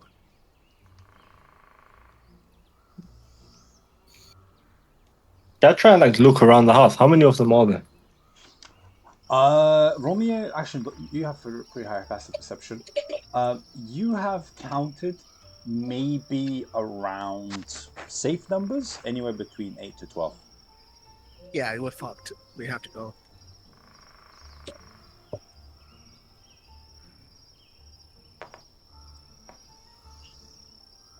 There's a solid amount of them, but they must be backed up for some reason. They're testing us, testing our strength. As long as they don't know, they won't attack. We use this to slowly retreat.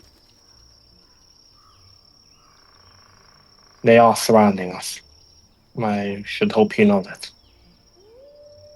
I'm going to say I'm going to shoot this fire arrow. If the forest burns a bit, then so be it. I look up in the sky. No rain. Perfect.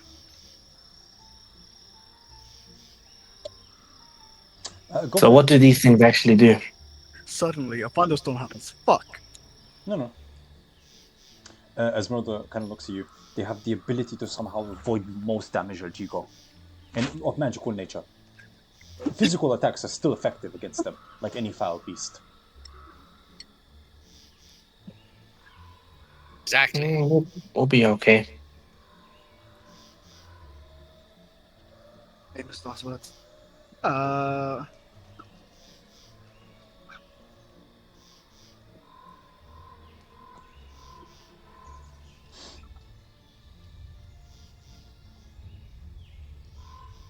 Are you gonna roll to attack?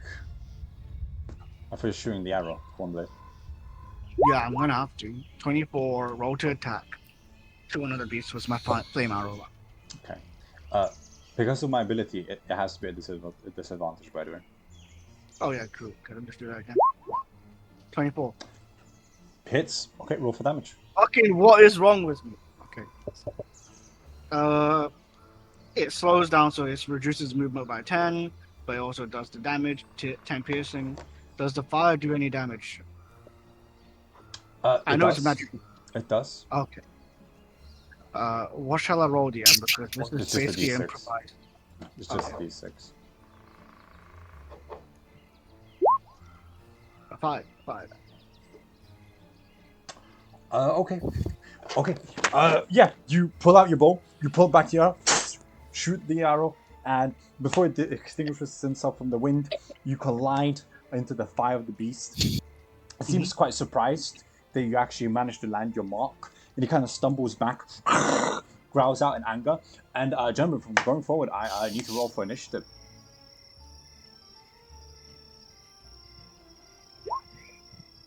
30-20. Make sure to add yourselves to your battle map. Yes. Let me just. What? Well, add myself to initiative.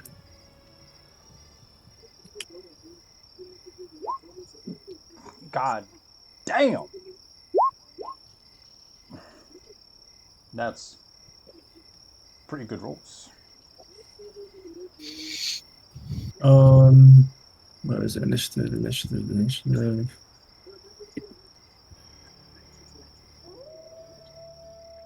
I'm not over there. Holy shit. Wait, this is up the scale. I thought it was. I thought I'm like half. Sorry, 3/3 of the. Sorry, It's a +3. sorry, 1/3 of the size of this hut. But it's fine. Like this hut is huge. Yeah. Can we live here? I'm joking. Wait a minute. Imagine we stop. Wait a minute. I just realized. Oh my god. I just came. I was AFK. I came in and I didn't realize. This is the fucking chicken leg hut, isn't it? Yep. Yes. We came. God, man. I'm so slow. I was in Mars. Actual autistic behavior. Where's this hut? Wait, this is the same hut. Yes, it's been described this way. Right, Amuno, you will be first. You're suffering from severe DLD. It's okay. I'm inside the building, yeah? Yes, you're inside the building.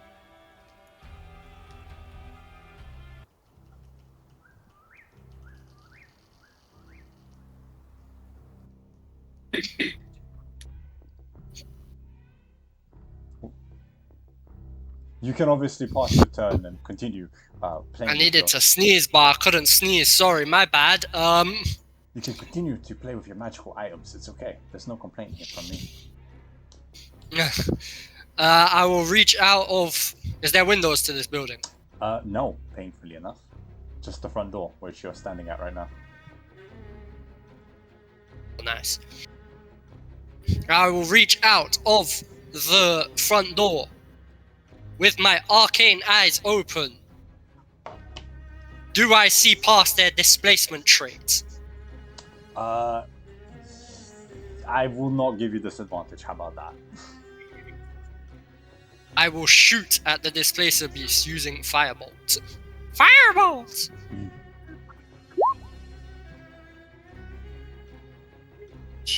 I did that with advantage. That's my bad. 11 misses.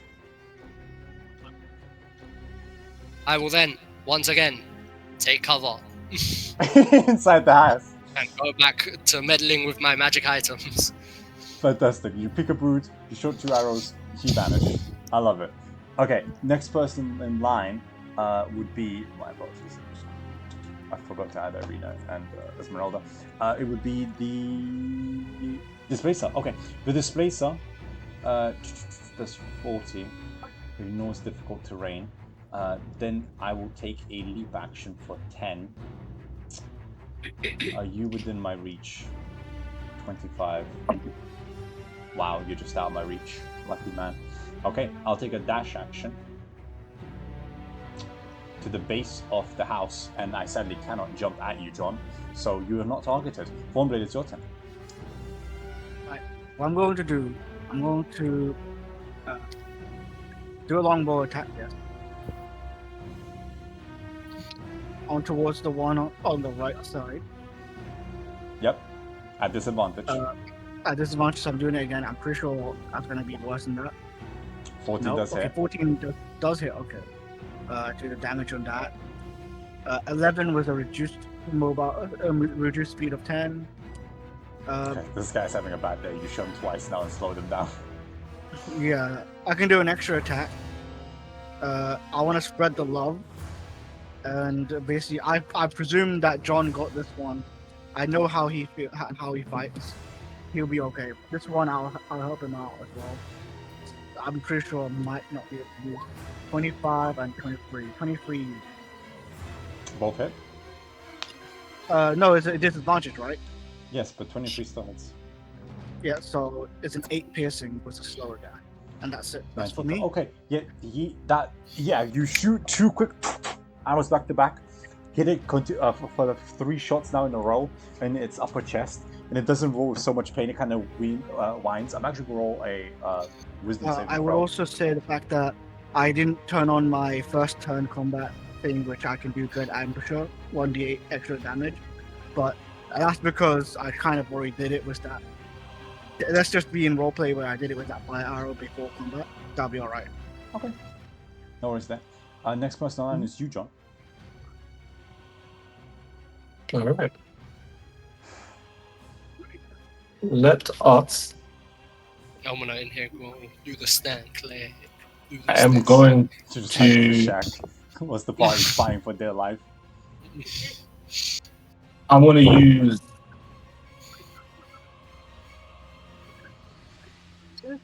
Elemental Attunement. I'm going to make my fist fire damage. But I will make them non-magical fire damage. Mm-hmm. And I'll start attacking. Go for it. So those hit. These are both at disadvantage. No, well then one is a 16. 16 does hit. And 17. Yeah, 13 or above.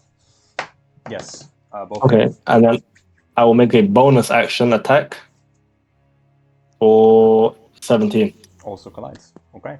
So 11, 8, 19, and 26. Wow. Yeah. I'll roll a quick. It holds. Okay. 1 positive, 1 negative. They seem shaken and surprised on how effectively you fight back, John. You kick it in the jaw 3 times and its teeth fly out into the swamp around it. It looks around, kind of begrudgingly steps back a bit, and keeps its distance now. Esmeralda's next. She slightly stumbles down 20 feet down the Did it move out? No, it doesn't actually move because this doesn't have its turn. It's just stepping back. Esmeralda slightly slides down next to you, pulls out a crossbow. I will attack twice with +9 to hit, and disadvantage admittedly. 12 misses, but the 30 20 does hit. Hits him in the face for 7. As he continues stumbling back a bit, because it's taking so much damage on one time, I'm going to roll another charisma check. It holds. Okay. The one that's severely wounded charges in for 30 foot, jumps 10 up, and with the remaining 5, it closes in on you, John, but sadly that's its turn, as it took a dash action. Next is Moro. Moro will also slide down 25 foot very quickly 30 foot next to her brother Odo. Tries to help you out, John, by shooting it with a +9 to hit. Twice with a longbow. Right back. Sorry, guys. It's okay. 19 and an 18 both collide. That is a boom, boom, boom. That's 9 and 11 for 20. You watch her shoot the one you already wounded, and now it's considered bloodied as 2 more arrows pierce it across the face. One grazing it, the other one landing dead on its upper neck. As it stumbles down, starts kind of like coughing up and retching even blood, and it's now, I would say, broken. It's starting to try to retreat from you. The other one, whose turn it is, takes a 30-foot dash, jumps 10, difficult terrain, so that's 10, 20, 25, 30 on top of you. Can I get a strength check from you, John? No. It's a DC 12. You should be okay. Yeah, you're fine. You're not shoved out of the square.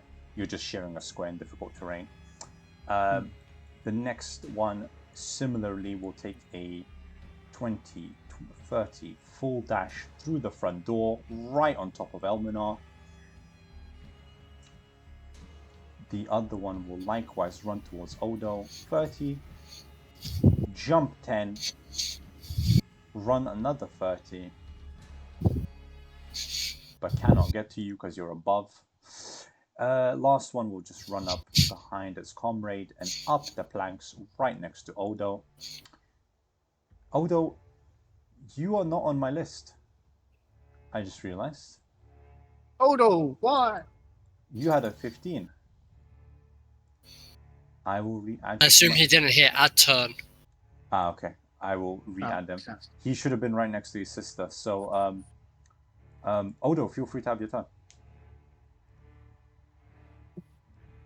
Davis. Davis. I think he went to the bathroom. Cool. Okay, well, I guess I'll hold his turn for him. Now he can act twice. This place will be, as it enters the building, it's just gonna see Elmina doing the salsa there with dancing lights. You're just dancing, yeah? Discovering my new magic items. I'm dancing lights with like a fucking light version of Michael Jackson. She's just salsa dancing with one of the brooms.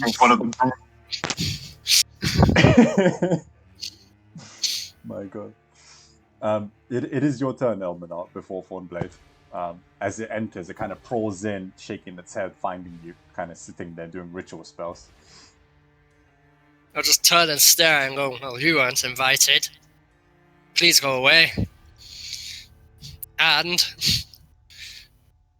you know what? Fuck it. This is the first time. I am going to cast Polymorph on the creature. Make a DC 16. What save do I want this to be? You tell me.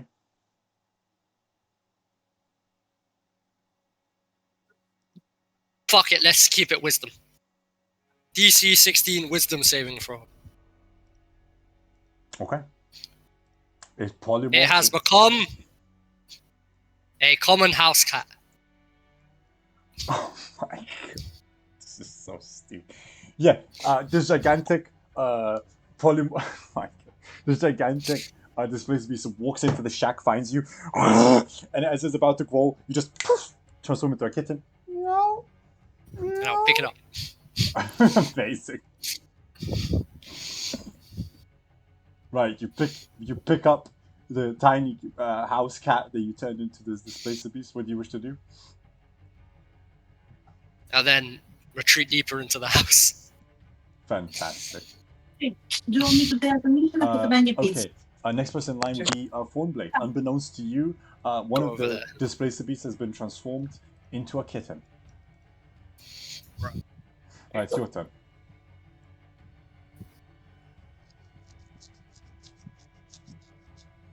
Thornblade. It's your turn. No, just think. Oh, my apologies. On the camera, it looks like you just went back to bed, like a guy just... No. I'm just like, I was gonna do cordon of arrows, but the thing is though, like I need to. It's not really that great. I'm just looking into my AoEs. Technically speaking, for everybody, I'm gonna do spike throw.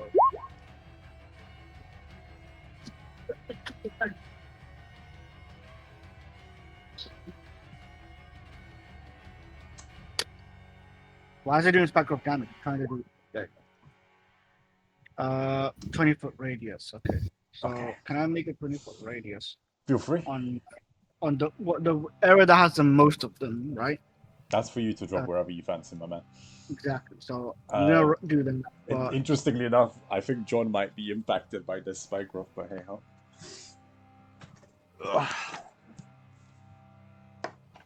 let me just do the roll. Hello, I'm back. Sorry. Excellent. Prepare your turn, because it should have been your turn, but you were AFK. And when I just picked up the house cat and just went, "You're my friend now."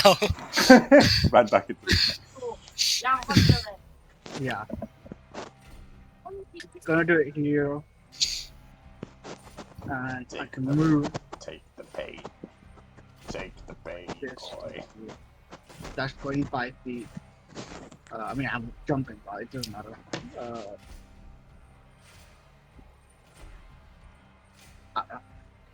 Extra attack. I'm able to do a longbow attack. Disadvantage, of course. Mhm. 23. And basically attack this one. Yep. So let me just do the damage. Okay, 6 piercing damage with the spike growth damage of 3. That's 9 damage altogether. But I'm not sure. Is it gonna be immediately as I do this spell? Does it damage them or it doesn't? No, it's the second. What spell is this? Spike growth. Yeah, spike growth. Then yeah, they have to move through it. It doesn't immediately do damage. Yeah, so they will see the spawns coming from the ground from the on the floorboard and also the floor here. It's like more like a level. If there's levels to this shit, right? Yep. So for now, I just did spike growth. If they move, they will take the damage, but while also I do 6 piercing damage to this one over there. Its movement is also reduced by 10. Obviously, I don't need to say that, but you already know. But yeah, that's my turn. Okay. Fair. Right. It will be your turn, Odo. Twice. Your turn will be coming up soon, but just reverse time a bit. It's your turn. You're about 4 actions out. So, what would you like to do? Okay, so I'm going to cast myself. Yep.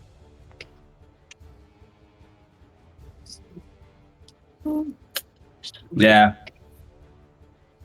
I'm doing Spirit Guardians. It's his favorite spell. I'm telling you, man. Bro, Spirit Guardians is the best. Right? No. Holy weapon is the best. Holy weapon is the best. And Spirit Shroud. Right. So enjoy 3d8 damage. God. Saving throw, right? Saving throw. Yeah, though. saving throw. If you fail the saving throw, take a 19 damage. I take no damage, funnily enough. That's why Elminor didn't want this fight. No, you take half damage then. No. No, Displace a Beast unique feature. They take no damage if it means they take half damage. Okay. What? Yeah. Wait, hold on. What's the saving throw? Wisdom. It's wisdom. Okay, so that is I have. Look at what I just typed in chat. So that would be a 17, a 10, and a 13. I think only one success, right? The 17. 17 succeeds, yeah, the best, because the DC is 16. Yeah. Okay, so this one takes 0 damage, and the rest of them take damage. Okay, so Odo, you cast your glorious paladin aura, almost, where the angels basically dance around you in a circle. As a cleric of the dawn, you're trying to do the same amount of damage. You were really like destroying the undead when you were fighting the hag. and you see two of the displacer beasts turn almost on fire, right? Blue flames start erupting on their fur, and they're seriously injured. And yet, surprisingly, one of them at the base of this hut, you look down on him, and you see him like disformed in one place, kind of shaking violently. Almost if 5 or 10 of them were in the same location, packed. And he took nothing. He took no harm at all. Next person in line is to displace the beast that's already injured. Tarek, roll for your spike damage because it's actually retreating. Taking a full dash action to retreat out of the combat. Yep. I go through 2 of them before I run away. 2 of them. Alright then. I'll roll the T2D4, okay? Yeah, it's severely bloodied. That one's you shot it 4 times before it even got to the battlefield, so Yeah. it was not sticking around. Okay, next person in line would be John. I can run just nowhere near here. John? Oh no. Johnny! Hello. Hello, it's your turn, my friend. Esmeralda's next.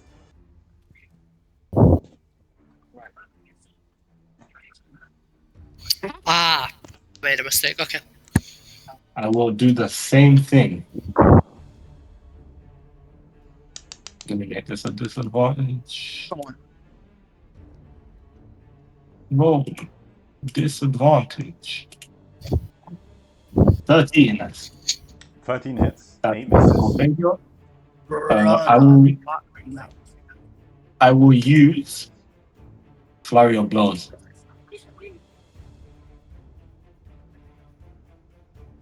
Um, 9 misses. 9 when he misses. does, so 16 total. Okay. Yeah, you. And I will push them back If I fail 20 my strength, feet if they fail the. I have a plus 8 on this, so I should be okay. Natural 20. And one more. Those 2 attacks. Natural 20. Jeez, 2 natural 20s. Yeah, you punch it twice in the chest and like upper kick it in the loins, and it seems like growling in pain, but instead of being pushed back, it just kind of fumbles back down like a cat doing a loaf and then stands back up. Yeah, you just could not move it. Next will be Esmeralda. Hold on. Can I ask a question? Yeah, of course. I'm in range, yeah? It could try to attack me? If you move, Actually, you know what? No, never mind. We're not going to run anyway. What's this aura? This is the Paladin aura, correct? the golden one, yeah, that's Odo's. Yes, And the blue one is? That's Spike Growth, your favorite. The party got melted in the winery fight. Well, would I not just be moving out? Would I? You tell me. Do you wanna step outside of this Thornblade designed Thorn Spike? I don't take damage if I just stand still, do I? As long as you don't move, you take no damage. Yeah, we'll just have to. Okay. Esmeralda, following from what you have just done, I will try to shoot the one on the right twice with a crossbow for +9 to hit. Natural 20s. That's my 3rd natural 20, by the way, in a row. And it got shafted because it's a disadvantage, so that became a 7. But that 7 is a +9, so that's 17. No, 16, so that hits. And the other one 7. Yeah. And the 3 + 9 is 12. So, okay, one of them at least hit. She does 9 points of damage as she kind of unloads another silver bolt into the one below. Chica, you need to get out of that spike growth. But before that can even happen, I need you to give me 2 strength checks, John, as the one behind, which is its now turn, tries to grapple you. My first check is 24. Fuck, you know. John Shikigami should be able to go against that toe to toe. Come on, Johnny. I believe in you, Johnny. All you, Johnny. This is your time to shine, Johnny boy. Is it? 24 grapple check. Or if I don't want to? Yeah, allowed to. So, what am I doing? Acrobatics or athletics? That's your choice as the defender. It's Yeah, your that's call, funny. brother. That's It's a 24 to defeat. Okay, you watch this Esmeralda from above is like, Chico, you have to get out of there! And then in that moment, your legs are grabbed by the one behind with its tentacles for a tail, and it just grabs you in a range and pulls you into to the spikes. It will step 5 foot in, dragging you 5 foot in. Roll for damage. One blade for both of us. Yeah. It's 4-4, so 4 and 4 there. 60. So 8 Okay, so 8 points. for 8 for John, 8 for the Displacer Beast, and then the Displacer Beast throws you from your grapple position for an additional 20 eastward. well, he is above the ground, so you can't really get that one damage on the floor. Until he lands. You Until land he for an lands. extra tile. So one more time for the one tile. Okay. 4 I'm so more sorry. damage. 4 more damage for John from Thornblade. And then the Displacer Beast doesn't move. Odo, it's your turn. I'm so sorry, John. Team damage. I was about to commit a hate crime. Davis! Clever girl. Highly. Oh, it's muted. Okay, that means AFK. Remind me when he comes back. Moral, seeing what's happening to John. will FK ru- every 2 seconds. I think he's just having a conversation. Oh, I'm still here. Then why is it muted? Okay, welcome home. It's your turn. No, I've been here the entire time. It's your turn, bitch! Yeah, thank you. But I've been here the entire time. They ended their turn in. Wait, the spaces. Did they play? Which ones? This one? This one? The just- two in my aura. The three in aura. The three in aura. And Yeah. whoever that is. Yeah, they all ended their turns. That's No, Yeah, that one's go- not in your aura. That's inside the building. yeah. That's not my aura. That is absolutely inside my aura. Treat them as off That's the map. technically inside the building, so it's like behind cover, basically. Alright, cool. Well, since they ended their turn in my They I take think it's damage. that way. Yeah, if they failed their checks with a +3 mod. 16 success and the other ones fail again. I'm gonna just say the same guy succeeds, the other 2 take damage. As per the description, you man are like on the porch area of the house. Cool. Whilst me Okay. and the house are inside. So now I would like to hit one of them with a guiding bolt. Fair. Which one? The one that you haven't hit once? Or the other? No. I'm actually coming. Get rid of as many displays as I can. Fair.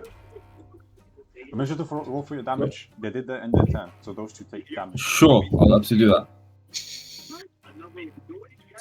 And depending on how much you do, I'll do a charisma check.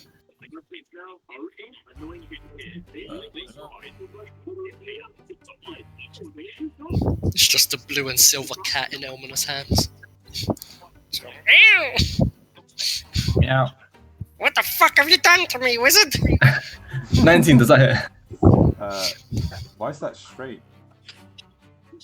Don't know, but 19, does that hit? It should be a disadvantage. So 11 doesn't. Wait, do we mean disadvantage? Everything's a disadvantage. All against it. attacks against this place would be side disadvantage. There's my there's God. multiple of them.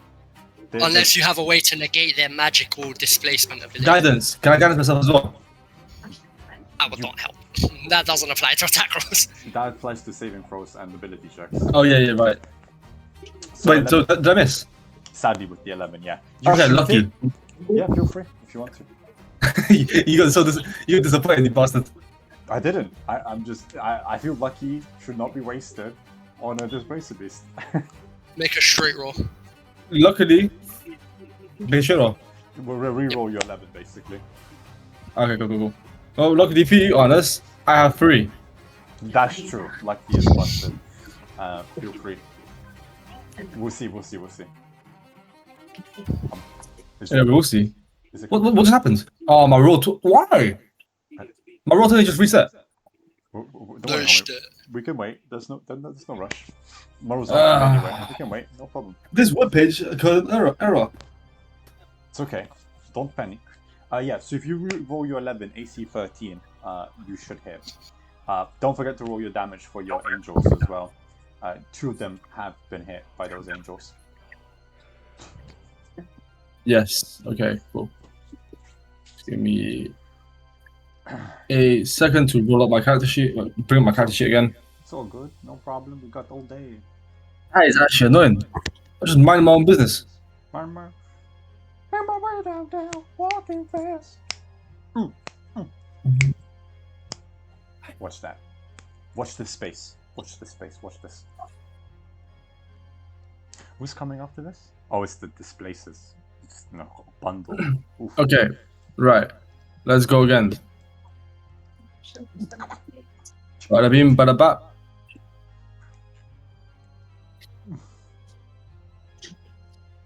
Please roll. Hello.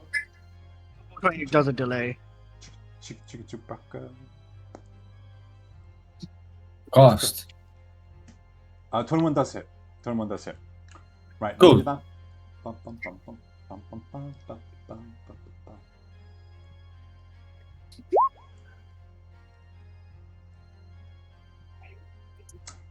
Wow. Okay. Oh, 4d6. All I hit is 10 damage. That is disgusting.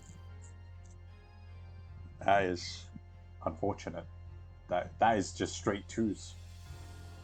My creature is now marked, and all the next attack roll against it has advantage. Advantage. Well, technically be a straight roll. That's right. Yeah. Don't forget your irradiant damage from your angels as well. You haven't rolled that. Yeah, sure. It was it 3d8? Yeah, 3d8. Wow. Okay. I need to roll a charisma check. Okay. What? I succeeded. What do you mean charisma? As in, they are animals, and you're injuring them. They might run away. Oh. That one's bloodied. Yeah, your angels start carving it up as you shoot out this golden radiance from your palm, and as it hits it, it seems like petrified for a second, but then it looks to its partner to the right that you haven't hurt, and it's like regained courage to continue fighting you. They need to make their saving throws unless that earlier one was it, right? I already rolled for 3 saves. 2 of them failed. No, he did it really. Yeah. Yep. Murrel, looking at you trying to fight off this last one, slides down a bit more to help you out. I'm going to shoot it twice with a bow at disadvantage, depressingly, but that does hit. That's a 14, and that's a 15. Okay, both hit. Lovely. Plus 12, that's 22 points of damage. I need to roll charisma again. It fails. Okay, you do get an attack opportunity if you want to take it, Odo. As your sister slides down, she slides down, she puts 2 more arrows into the beast, and now it has finally broken from it being injured earlier by you. It tries to retreat, you can swing at it, it's quite dead, like low. Is it the one that attacked, the one that has advantage? Yeah, the one I marked with red. So you do have a straight roll on this. It's a straight roll. It has 8 HP.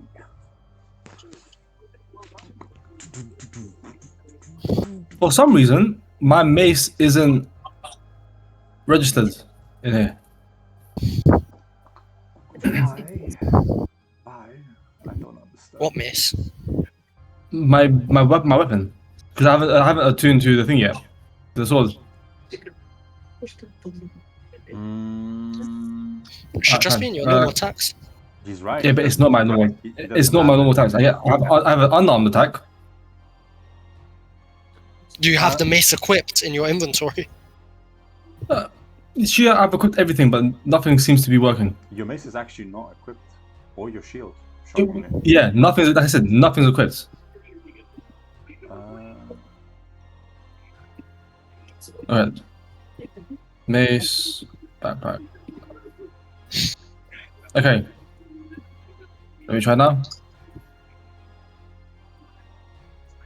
Worst case scenario, do me a d20 and then roll a d6 plus radiant damage.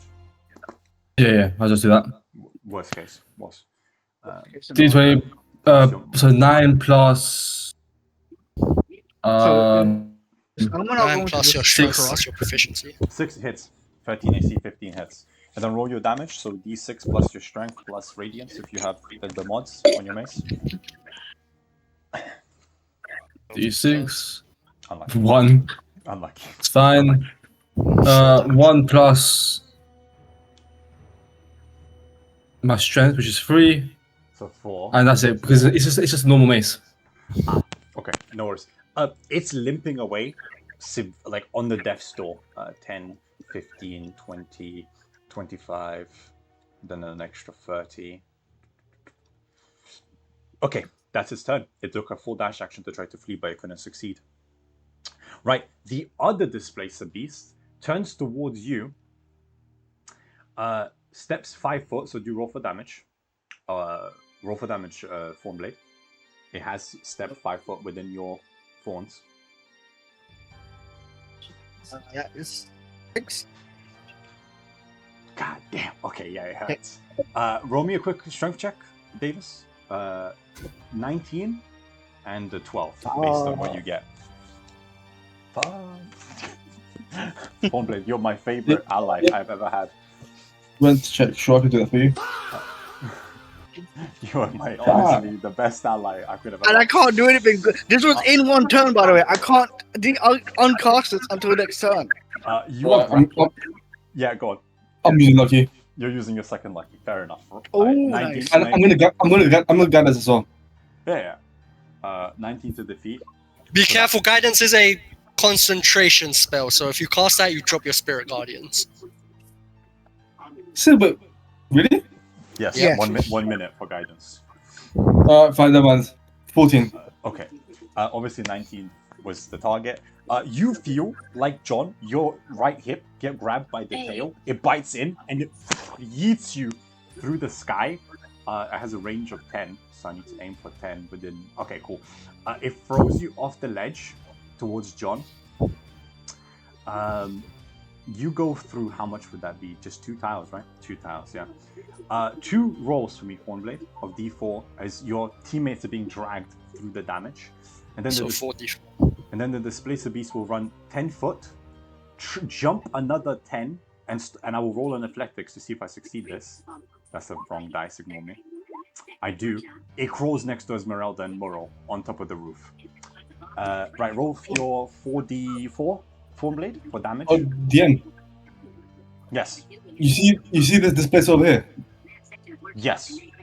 It's now in my field, so Yes. Please if you roll, yeah. 1 second, I will roll it for you. Thank you for reminding me. Natural 20.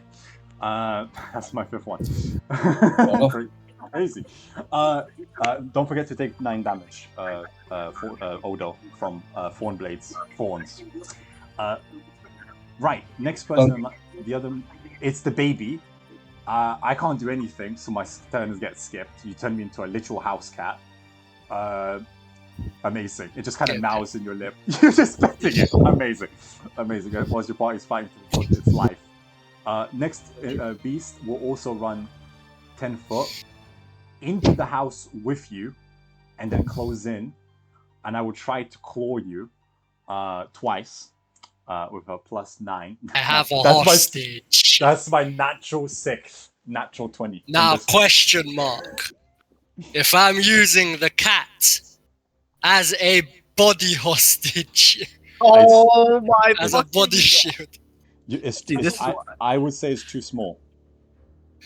It's just too small to give you AC. It needs to be a size bigger than you. That's why I get all. That is fair.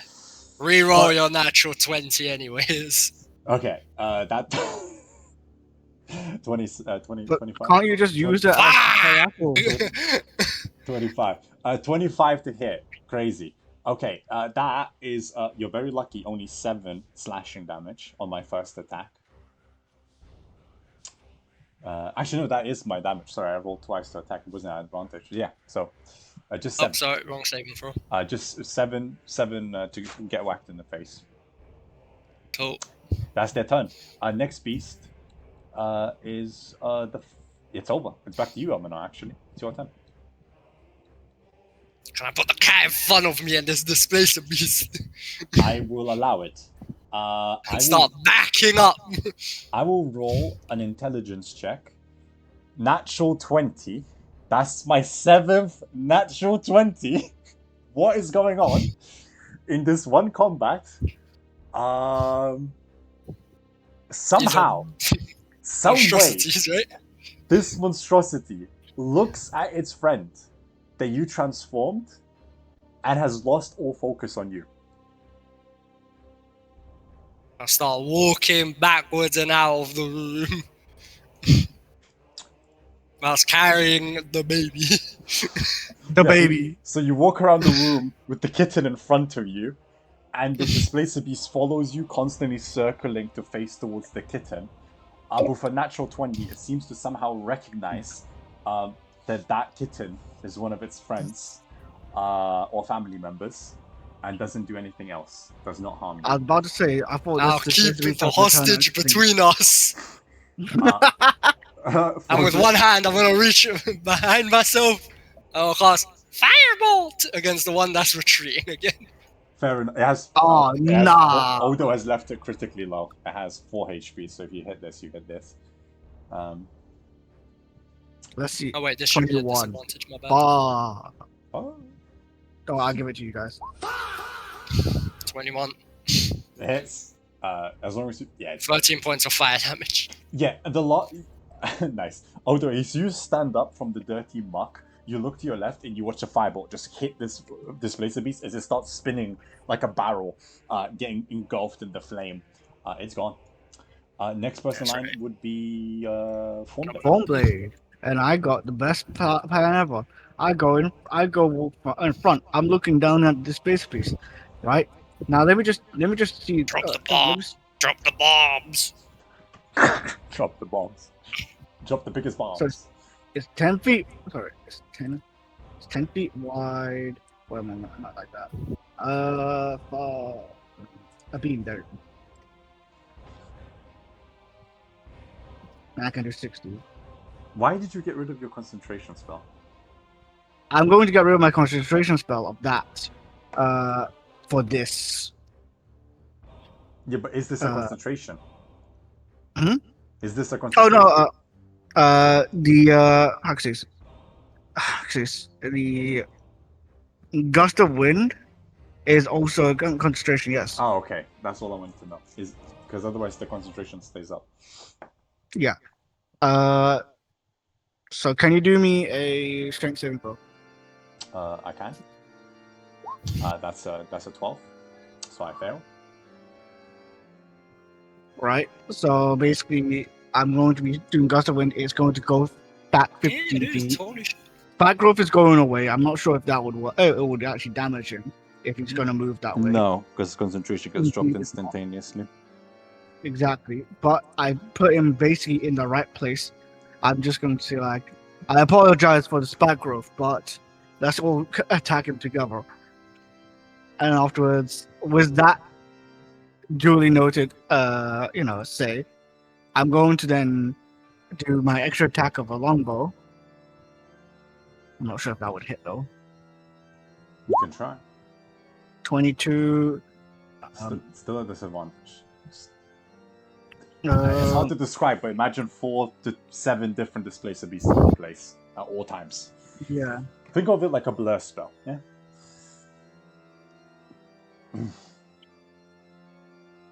Right. One moment. I need to do it again.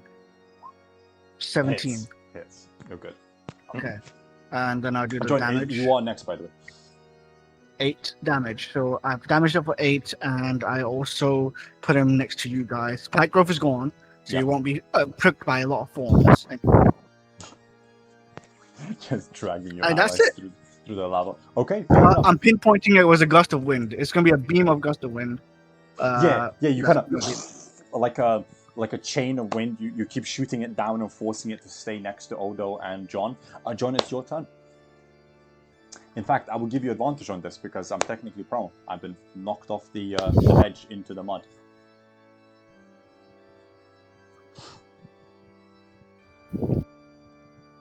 John?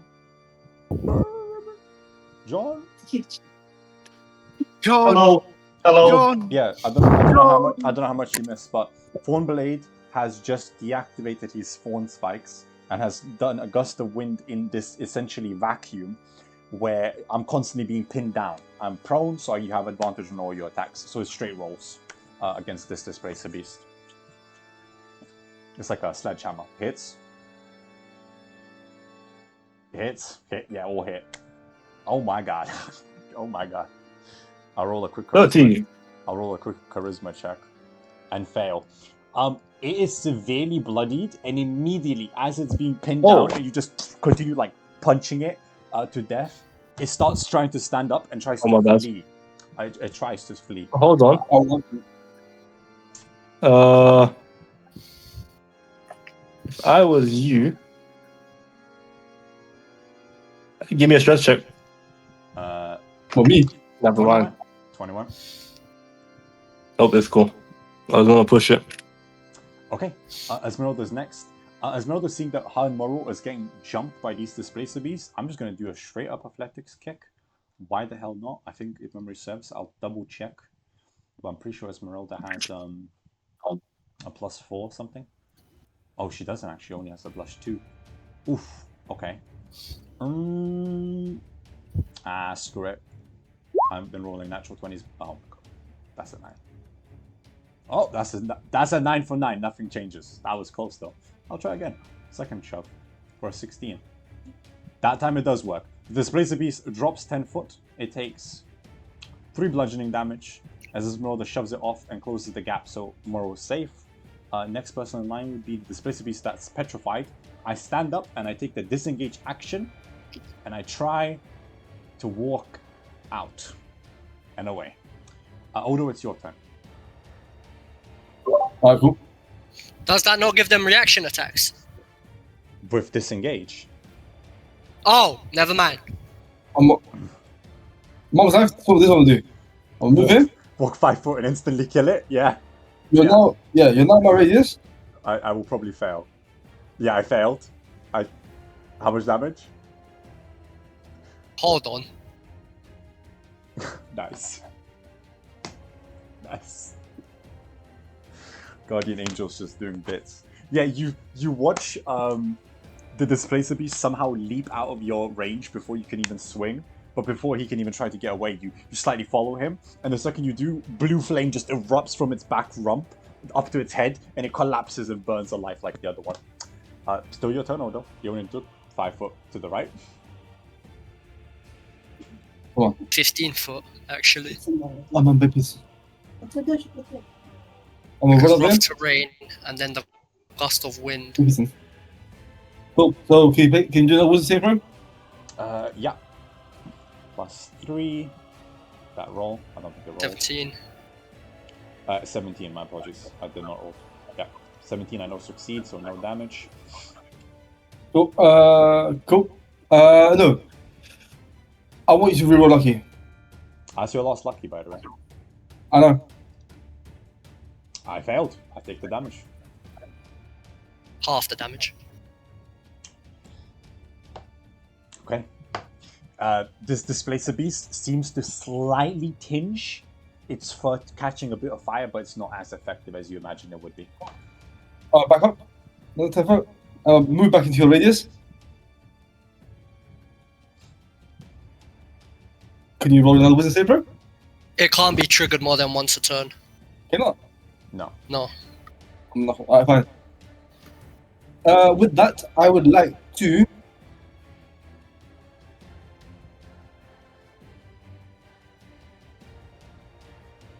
Otherwise, that would be some PM blood. Cast telekinesis and just pull someone back and forth.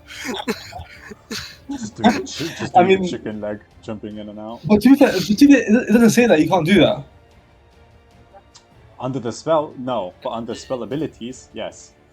Effects can only be triggered once a turn. Yeah. Okay. Can you do a wisdom saving throw, please? Yeah. 5 fail. No, cool. Can you? It needs to be 2d12. Right, I need to do 2d12. 2d12? What the? I should go with the d8s. Can you take 10 damage? Necrotic damage. Nice, solid. It has also become bloodied as you watch its left paw start to decay and rot in front of you, flesh falling down. I will actually roll a charisma check. You have done enough damage. I succeeded. Right at the end there, Dev. Yeah, I see it. No, I see it. Thank you, sure. Next person in line would be Murrel. Murrel will pull out her blades, I would probably say. That will help out Odo. Yes, Murrow jumps down next to the Displacer Beast. Once per turn. And I will attack twice with a +7.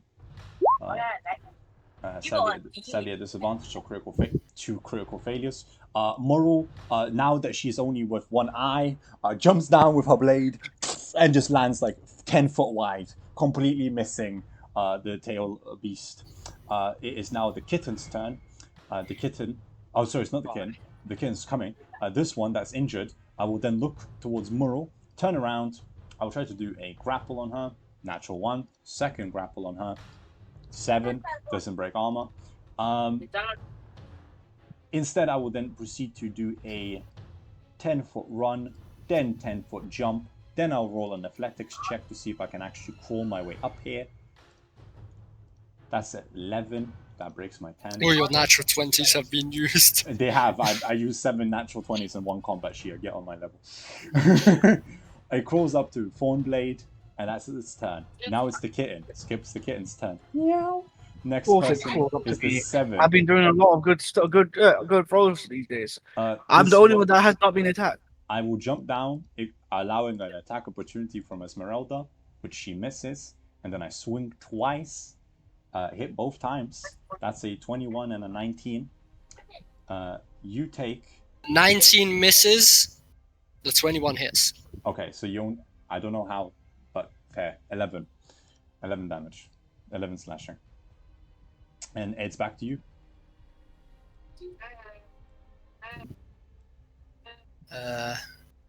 11 halved is 5. So I need to roll above a 10. I succeed. I look at this stupid Displacer Beast and go, get out of here! Just keep holding this kitten in front of it. Just throw the kitten out! Okay, roll a... Don't even roll an attack roll, just roll 1d4 bludgeoning.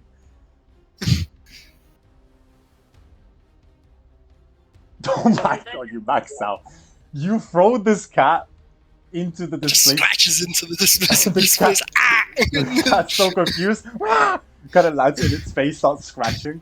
And the Displacer Beast kind of like gets this bumble, but throws its kitten down into the bottom of the water. It's still your turn.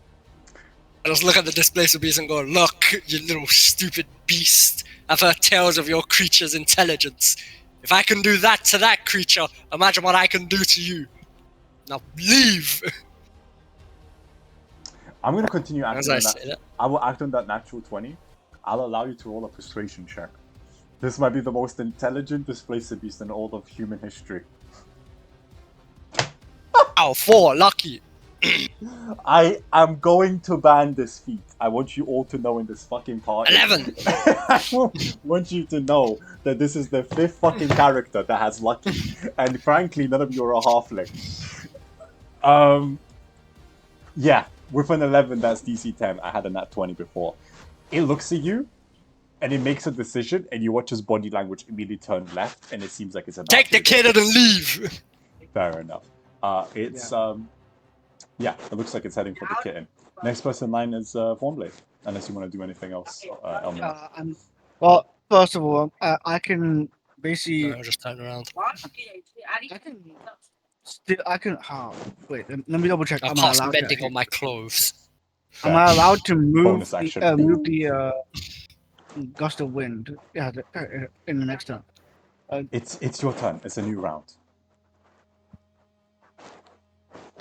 Okay, I was gonna say no. As a bonus action, that's good. Okay, so bonus action, I'm gonna be moving it. Not like that, obviously. Amazing. Yeah, just shoot your allies, make them fly in all directions. Yeah. Okay, so you forced me to move 15 foot, plus Esmeralda to move 15 foot. Okay. Yeah. Wait, is Esmeralda inside or on the roof? She was on the roof. Cool. I can do it this way, but that doesn't make any sense. It can go like that. Right, because it's like that. Do a strength saving throw. If you succeed, you can stay put. Oh, fascinating. See? Yeah, because it's a strength saving throw. Oh. No movement. If the creature in line succeed a strength saving throw or be put Be pushed 15 weight. Yeah, exactly. So if you don't, then you go. Now that you're still not there, that's my bonus action. I can still use both my attacks on doing longbow throw. That's a 14. Yeah, and then after the next one is a 10, a 14 Okay. and a 10. That's a natural one. Yeah, that's a natural. The 14 does collide. The +9 is crazy. Yeah. All right, let's just do this. 12 Okay. piercing damage. Okay, I need to roll another charisma check. It fails. That last shot, as it like, it's puts his claws I'm into just the panic shooting, by the way. yeah, as it puts his claws into the roof, not to get pushed away from you. You pull out your bow and you just put it one right between its ribs, and this time it kind of growls out in pain and starts retreating from you. So it's gonna be a disengage. You don't know. It's not its turn yet. But I'm going to be jumping down.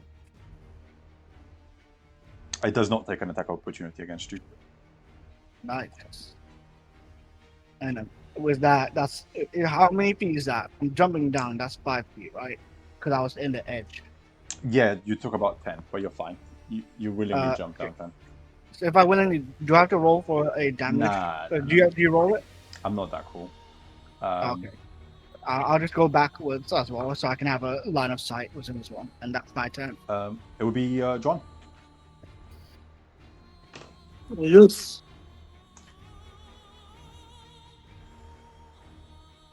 I'm assuming that's possible for me to do, correct?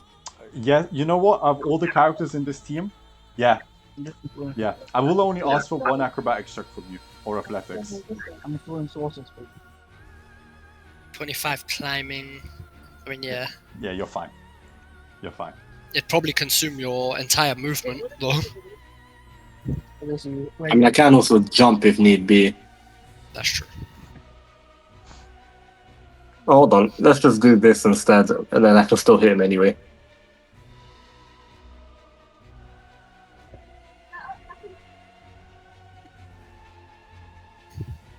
This disadvantage again, right? Yes. Yep. 19. That's a 10, and then bonus action attack is a 12, so that won't hit. So just do the 7 damage. That is enough. And oh, nice. They were already bloodied. Yeah, you uppercut it. I don't know what elemental you're using this time, but the force. Fire. Oh, fair enough. Yeah, you send also nice. You guys just burning all the bodies. You send the fire up the ceiling, and as it kind of erupts like a, I guess pouring wine on a pan, it kind of engulfs its upper head, and then it spreads the rest of his body as it stumbles and falls next to you. Okay, I would say unless you're planning to hunt them, that would be the end of the initiative, because my next action is literally grab the baby and run away. Oh no, I'm hunting them. Okay, cool. Man said, "Don't let the baby run away." Then you still have that was Fey climb. creatures, likely servants of the Weaver. 5. Under no orders, though. That was. You spent 50 to get up there, John. I don't know how much you have left. I have 5 left. Oh, yeah. Okay, fair enough. I should be faster than them anyway, so it should be fine. Fair enough. Okay. Esmeralda will try. Well, actually, no. Esmeralda was right next to you, and Elmina, and she watched you convince him to leave. So she will act on your initiative and will prepare an attack if it does come back. Otherwise, it lets it go. Odo, it's your turn. And for Odo, I am now going to. Go through the mud. Yep. So difficult terrain. Yeah. So that your. Oh, you want to climb the But- wood? Yep. Okay, roll me a quick for athletic. It's only a 10, but you might not even be able. Climbing still consumes 2 movement unless you have climb speed. And you make it. You make it to the top, so that you won't have to re-roll again. You're out of the difficult terrain, but you did spend your entire action, your 30-foot movement to get up here. Okay, cool. I still actually. Yeah, okay. Strong action. Can I dash? I would like to dash. Yeah, of course. You can run across past Elminor. Go. I'll put myself in. As he's dashing past me, I'm going to cast Dispel Magic on his aura. Why? I have Okay. one of them polymorphed. You're gonna break the polymorph. Here. I mean, to be fair, I actually want to stay over here. So Oh, fair enough. that one is not polymorph. I know that one's a little house cat now. Okay.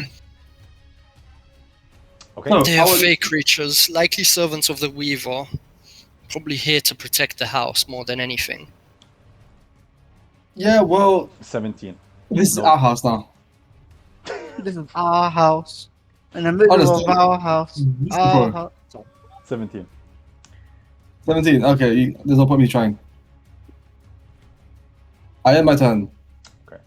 I agree with Elminor. I think this is just us stumbling upon a treasure hoard that we shouldn't probably have been at to start with. Besides, Elminor, did you not say you want to visit the Weaver? Indeed, killing her guardians of this place would probably not be the best of ideas. At least not killing all of them. I think that's self-defense then. And she will also hold the action as a prepare to attack if they true. The baby will try to run away because it's a baby. And then the bigger cat, critical failure immediately, will be grabbing it as an action. And that's its turn. It's your turn, Elminor. Combat's over as far as I'm concerned. Cool. Thornblade.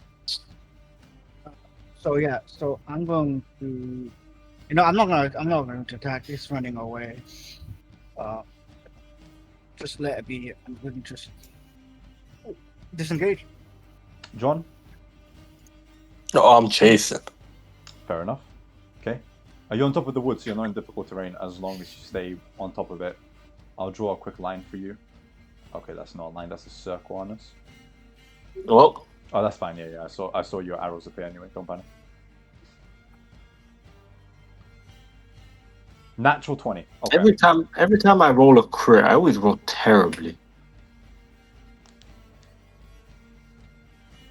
Well, that's a disadvantage anyway, so it doesn't matter.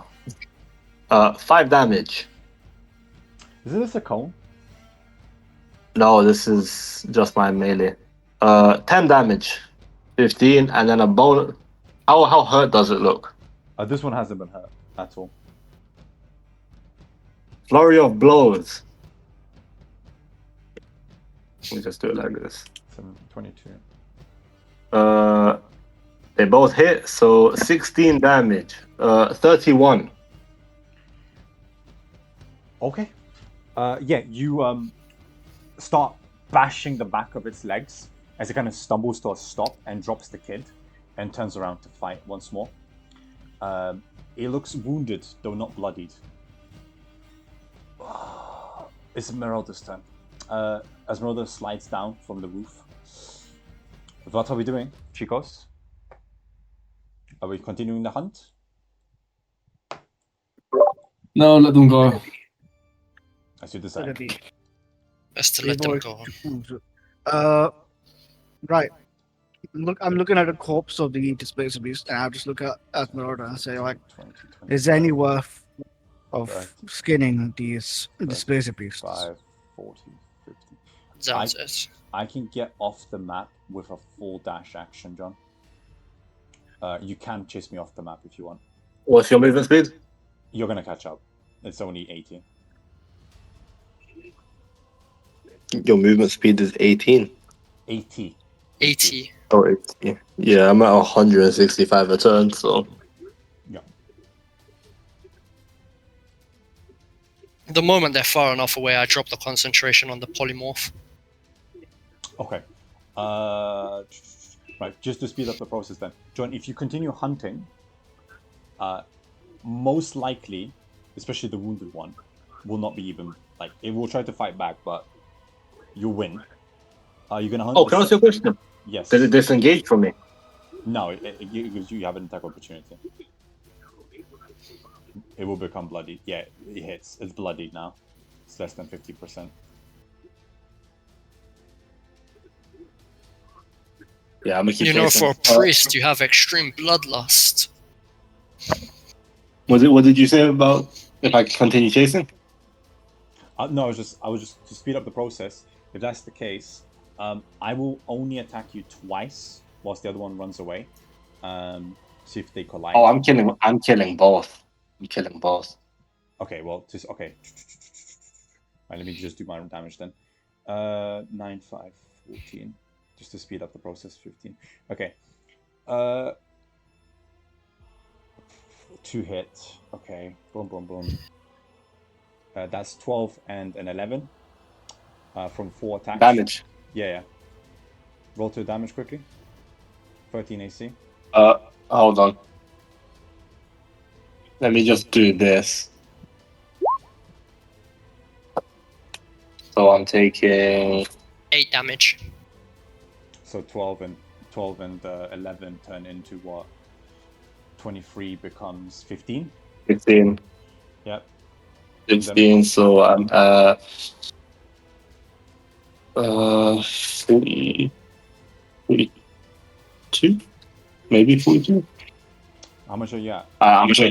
I think I was at 57. I think. Yeah, you are. 57 minus 15 is 42. You're spot on. Well, First one misses. Second one hits. 8 damage. bonus action flurry. Wait, how many attacks do they get? They attack twice. They get 2. per creature. So this is 2 turns. Or are they both attacking me? They're both attacking you. Yes, you did literally. The polymorph gets dropped after a certain range. Oh, well. That's an actual one. 7 plus 8, 15. It's near death. The first one that you wounded already. It's a 9 HP. Okay. It'll turn around. Boom, boom, boom. 2 attacks. I do believe both actually hit. That would be a More than plus 8. Yeah, 21 and a 27. Both hit. Yeah. So that's the first beast. It hits you for 22 total. You 5 total. And then the second beast hits you for nothing. 7 and a 2. So that's the highest it gets is 15. Well, Okay, first one's dead. Only one left. I'm not gonna use another flurry. I missed everything else. What's the loss on the baby? No, it's transformed back into a normal The one. baby. You're out of the range. The polymorph is only 120 foot. Alright, we'll go cat. We'll go cat. At least baby. Alright, well, I'm just gonna keep attacking it. Chasing it, attacking it. Cool. It will turn around to fight you. I'm just doing it quickly then. That's 19, the lowest. One hit. Yep. 30, 20 hits, cool. For 15. For nothing.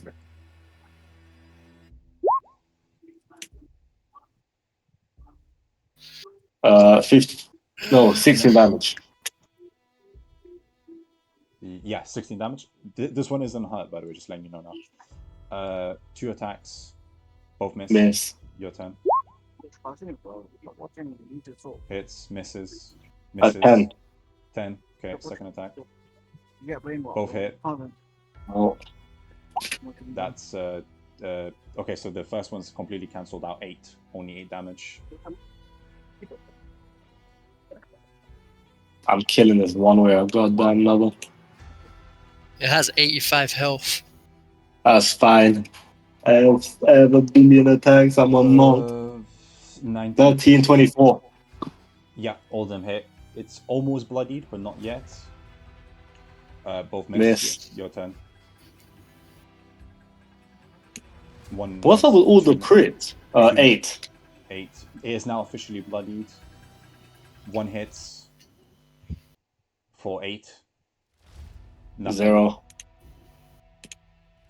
7, 12, 18. Death How score. much damage is your redirect damage, by the way? Oh, it's 2d8 plus 4. That thing is broken every single What turn. the fuck? Yeah, that thing is great. Isn't it meant to be 1d10? No, because it's been changed. Uh, 14. 1 hits.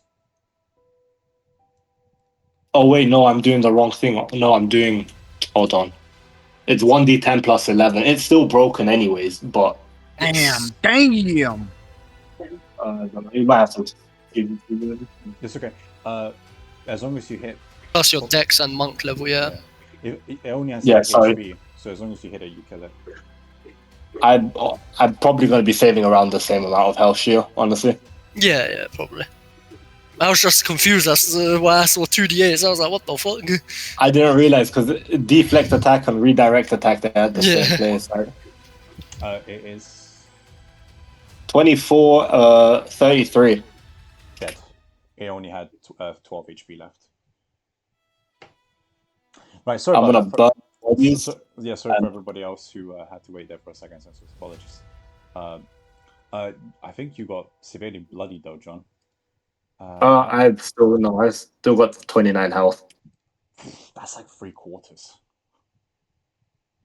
Yeah, but I willingly went into this. Yeah. I'm gonna try to think of I'm gonna try to think of a system just to speed it up in the future if there is one. Like just basically agree on what resources you want to spend. Yeah, sorry about that for everyone else who had to spend like 4 minutes waiting. John, you return. Are you going to carry them back like the Romans? Oh no, I'm just gonna burn the bodies and Okay. And leave. Fair enough. John, you return to the hut. Elminar, Thornblade, Odo, and the rest of the party. You kind of sit on the embankment here, just above the water. You finished your looting. You can smell in the distance because of your super high passive perception. In fact, I think everyone here has above passive perception 15. All of you can smell the distant burning of flesh, and you can assume that it's probably that of the wild beasts. And eventually you find John kind of shambling back in. His fists up to his shoulder blades are covered bloody red crimson, and he seems quite gleeful with his hunt. Whilst John was doing that, Elmina will be handing out all the loot from before, so everyone gets 200 gold. Who wants this stone? It's a stone of good luck. It'll make everything easier in your life. But it requires attunement to it, which can take up to an hour.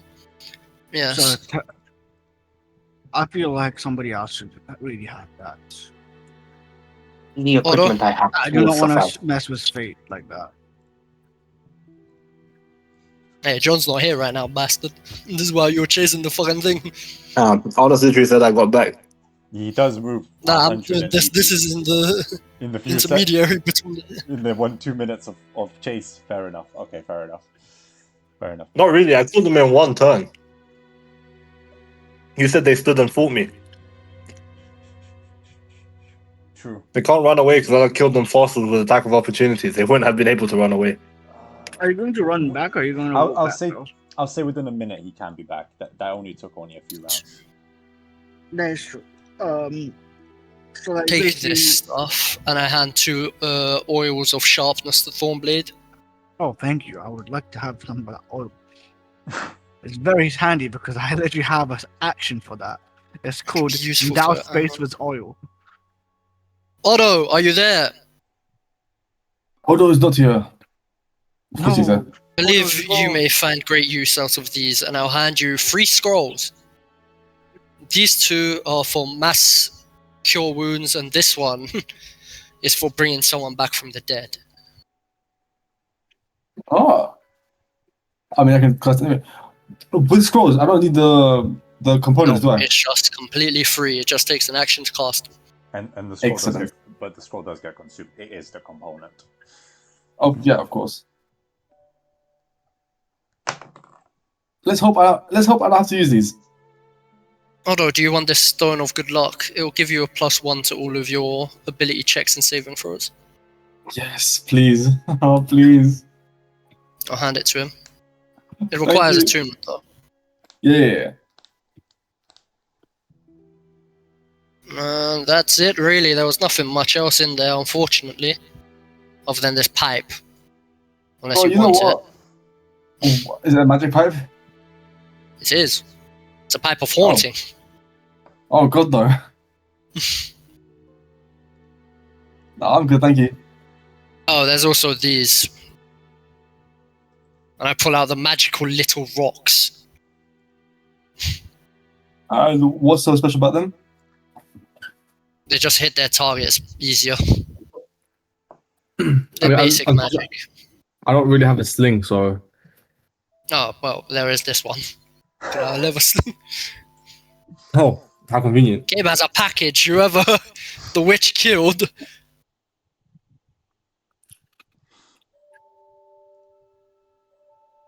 I'm just Maybe I'm it's just all using the off in the bag and then basically like Hexes. Because there's like no way we're going to take some time cutting off these pieces. But I'm gonna look at it as, and even the look of it, I'm like, it's not edible.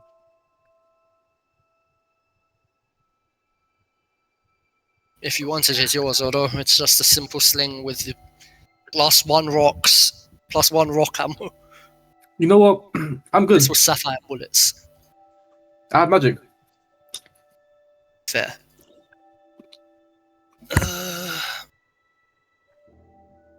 +1 sling bullets, and then once that's done, I'm gonna message the Weaver.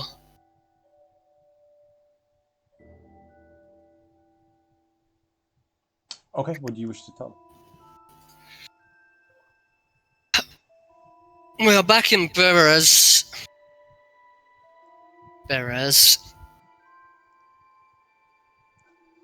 Just got done looting the witch hut.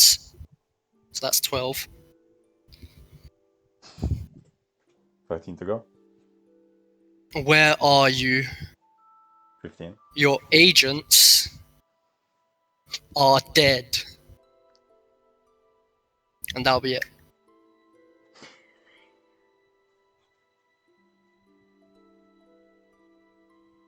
I know. How amusing. That is one way to return. Meet me by the old fanes. Very well. Well, the thing's waiting for us by the standing stones that we found Muriel. I wonder if she ate my fish. She may have. Oh, also, did you find your eye? I have. And she pulls out a jar. And it's kind of just floating in the viscous. Just a pickled eye. Well, there's multiple eyes. There's maybe like 8 eyes in there. But I can see which one's mine. And she kind of looks inward, and there's like a baby blue eye one in there. That has to be mine. I just look at Odo and go, well, you're the healing expert, so...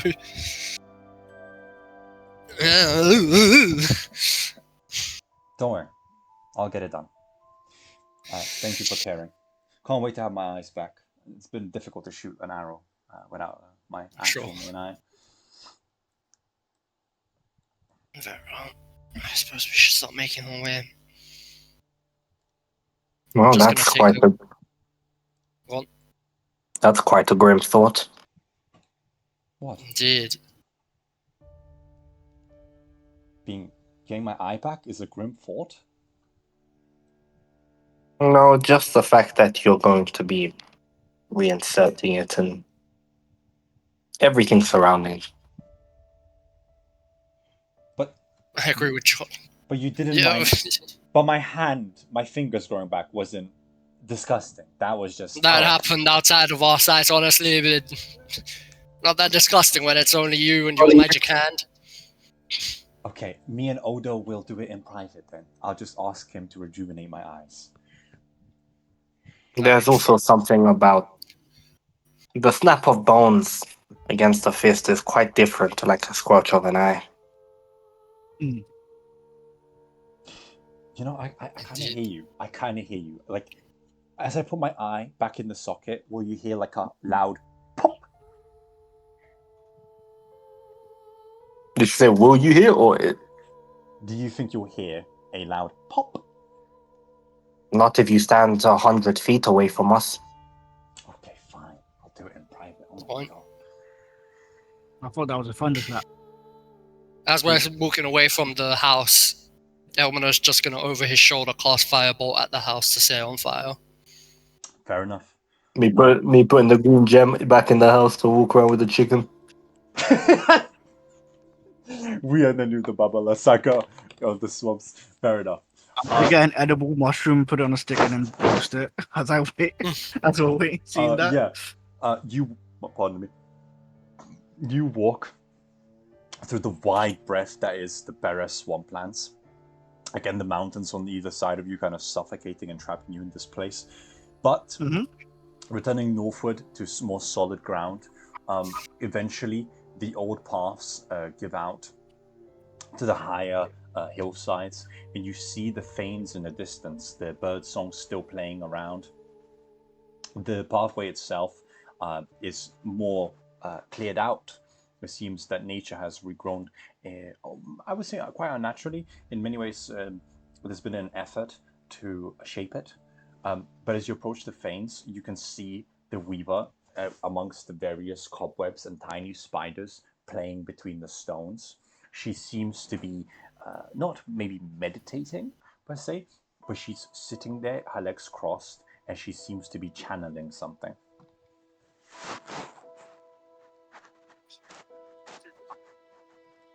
It's probably rude to disrupt her while she's in the middle of casting a spell, right?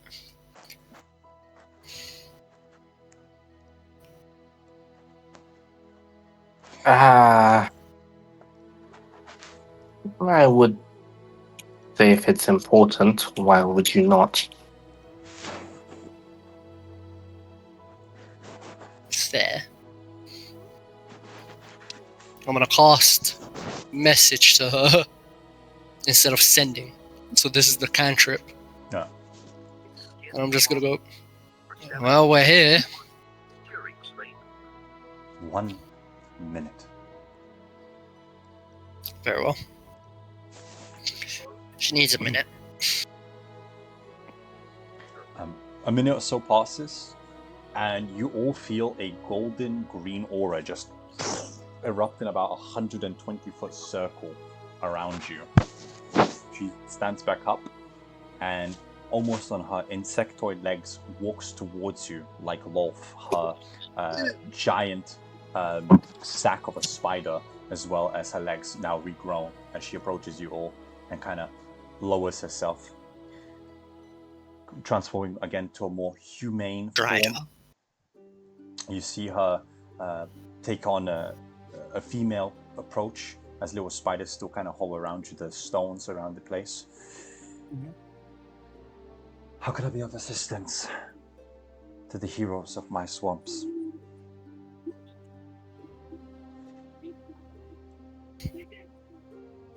Well, I was, I was gonna say, if no like, one else is gonna say anything, go on. I was gonna say, like, we warded off the displacers. And in how it is, they didn't believe that we can go against them, even though our numbers are lower than theirs. Greater than theirs. Not only did we ward them off, we eliminated them. Those who still try to attack us. So, all in all, you should probably send another bunch of displacer beasts over there to protect that burning house. Well, if it's burning, then it's redundant. I just wanted to make sure that no one would shamble back upon that corpse of a place. And my apologies, they are but dumb beasts. They're not very intelligent. Apology accepted. I'm sorry for harming most of them, but we left us no choice. But yes, you should thank Mr. Elminar over here for lighting the entire building on fire. But a while ago, a few days ago actually, we Just all a cantrip. joined that pact, just to make sure that thing never comes back up. It's fine. It will take me days, maybe weeks, to fully sanctify this place of accursed corruption. I started with my own fame. I'll spread it to the rest of the land I can. Fuck. Speaking of the Thane and such, I have agreed to help your sister, the Huntress, I believe the thing was. Well, no, yes, we have agreed to help her, but I individually have a partial other deal with her. In that she would help me find modern Canaan, should I succeed. Modern Canaan? The wizard. Curious. Much can be said of your master.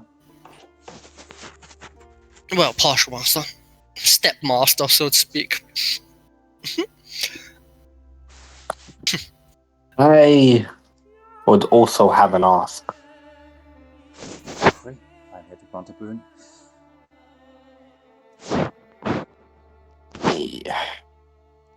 Elminar said something about potential overloading me with fey energy.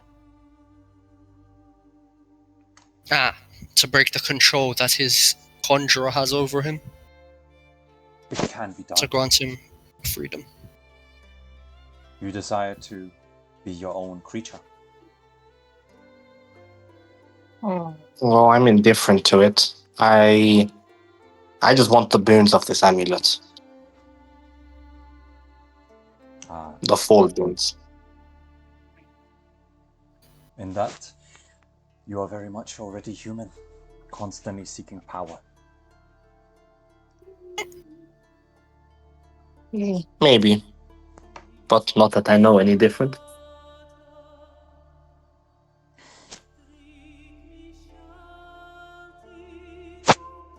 I can set you free if that's what you want, John.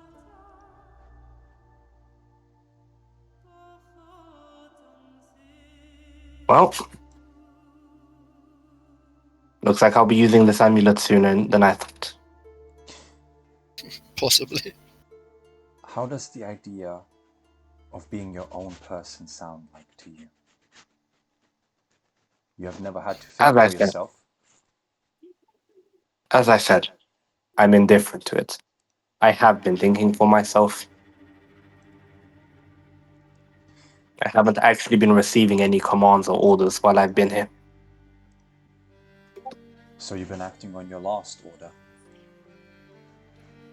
No, that last order I know was a failed objective. So, as of... You said we've been here for almost 3 months, or at least I have.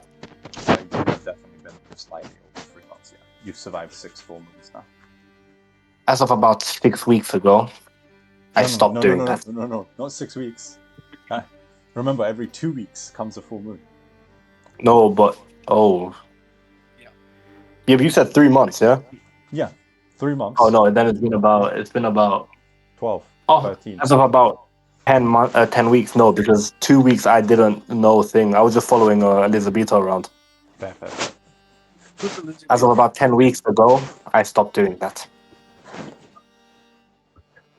Wow. I feel like the emotions might overwhelm you. A sense of actual fey curiosity and chaos. I'm sure I can handle it. It shall be done. Give me your paw. I'll walk up to her. And I'll let the elemental attunement go as well. Okay. She takes your paw, and I would only ask for a single Constitution saving throw. Blows up. DC 15.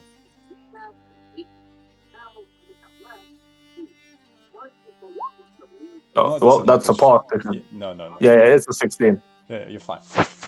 You feel an insane amount of almost fey magic rush through your body. And in that moment, there is what you can recognize with your eyes, Elminar. You watch magical chains that not per se hold John in place, but have clearly taken him as part of a summon, start snapping around him. And as they fly off in all directions, the Fey-like biological nature of you, as a free spirit, a dryad, if you like, it returns to you. And in that moment, John, first of all, I should just let you know, you get the boon of the Weaver, which restores your hit points to maximum instantaneously. Also, as a boon of the Weaver, I'll forward this to you here in the chat. You get to do this. You can use your reactions for the rest of time within 30 foot to give advantage on saving throws, as long as you maintain the boon. As well as this all unfolding to you, what was your alignment again? If I was just neutral. You were neutral. Neutral, yeah. You become chaotic good. Fey creatures naturally are chaotic. So, you feel a powerful push of this Fey energy into you, and for the first time ever, you feel emotions you have never have felt before. Awe comes over you. Fear and horrors that you have felt only as glimpses return to you. There's almost some moments of joy that you spend with Esmeralda and some of your friends. There are moments of curiosity, especially back in Zeidenberg. There is a sudden flood of nostalgic memories of the time you spent back with Reinhardt and Irina and Velaki, and some of the comedy that came of it. There is a sense of frustration and anger at that absolute Scarletin that tried to turn you into a chicken and got you kicked up the rump back by Velak.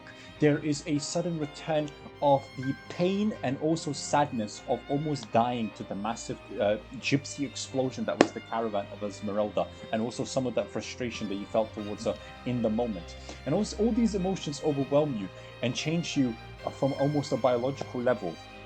There's also something that you could not describe before, a melancholy, because there's a sense of loss for all the people that have come before you and after. John, it is fair to say you're not a summon anymore. I would treat you as a full-blown Herringen. Hell yeah. Good. Hey, looks like you've You are just out a full-blown individual. I just want to repeat that. So if you desire to change your RP of the person, you now have emotions. You don't have to be robotic. John. Wait, does that mean that John has in game? I said it. Wait, does that mean that John has ascended? I think No. Partially, I suppose. From a magical slave into person. I would say that John has returned to his Fey-like nature, and she lets go of your paw, where you find a small symbol at the base of the palm, that of maybe, if I had to describe it, not per se a butterfly, but a cocoon erupting into a butterfly. I'm gonna like flex my paw, and then I'll walk back. This feels strange. Welcome, but strange.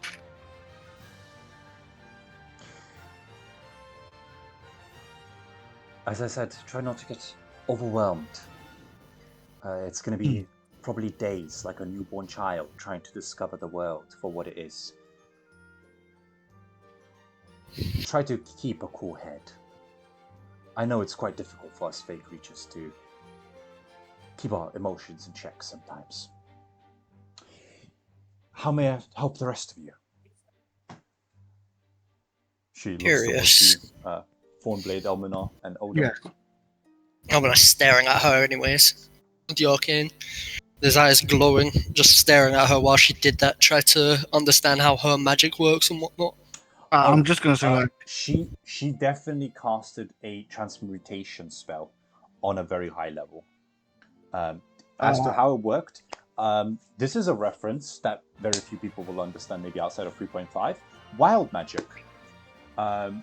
You saw wild magic be forced into John as she pulled from the local power of the elements as well as flora into him. I'm just Curious. gonna say, like, I'm just a simple huntsman. I have nothing that you may be. I'm not. I do not believe you have anything that can help me with my travels. For example, this bow, you can't tune to it or anything. It's just a wooden bow, or my cloaks. So I'm more humble than ever. The declaration of humility defeats the point of humility. Indeed, it screams pride. Notice me, how humble I remain. You can hear a chuckle. Well, I'll just say that I don't mind saying the fact that there's nothing that you can help me out with, like what you can do to John. Well, a magical enchantment to your weapons would be a pretty good idea. This sort of thing looks at like basically a like I would say this like the bow as you see has seen days, right? Come, child. Yeah, like I said. Come here, child. The last one I would ask her a wisdom saving throw. DC 20.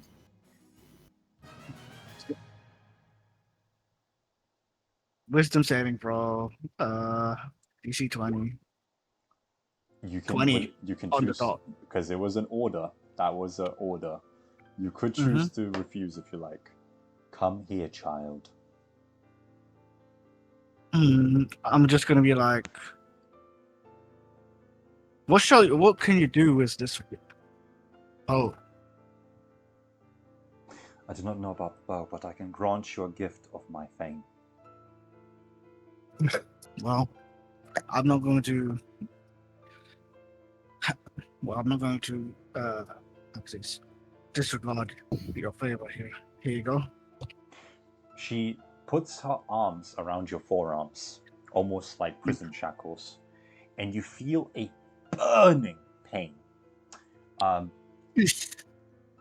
as you take 10 piercing damage.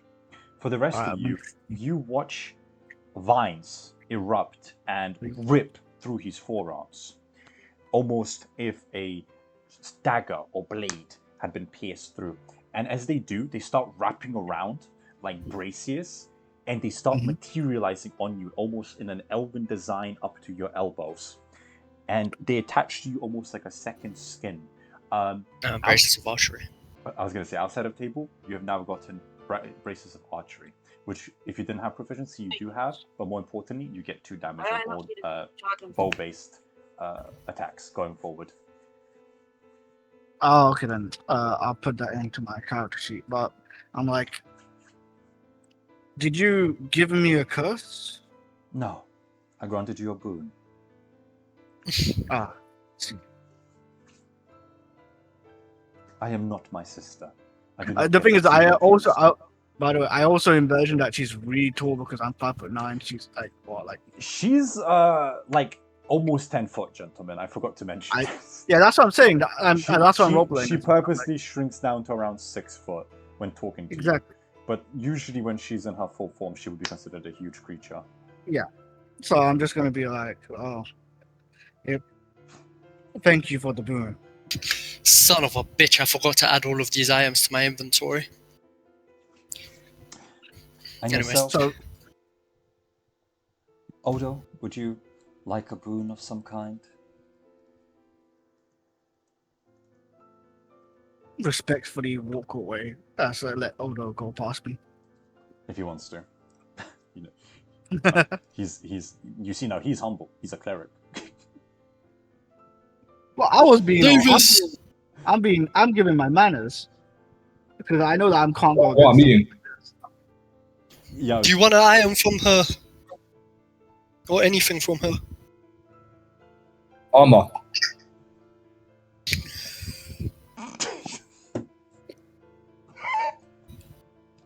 Give me heavy armor. Bruh, humble, huh? Humble, huh? Yeah, I'm a priest. I'm a cleric on a long and dangerous journey. I need plate mail.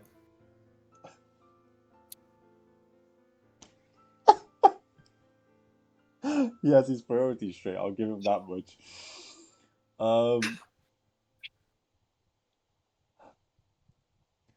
Cleric, I am. Oh, nice. I got disconnected from Tony. Cleric, I am a Thane of the Fae, not a blacksmith.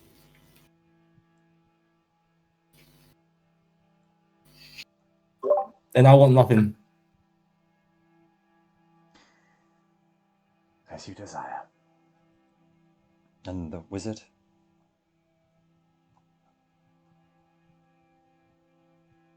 Is this including my deal with the Huntress, or just simply what I want? I can grant you a small boon of some kind.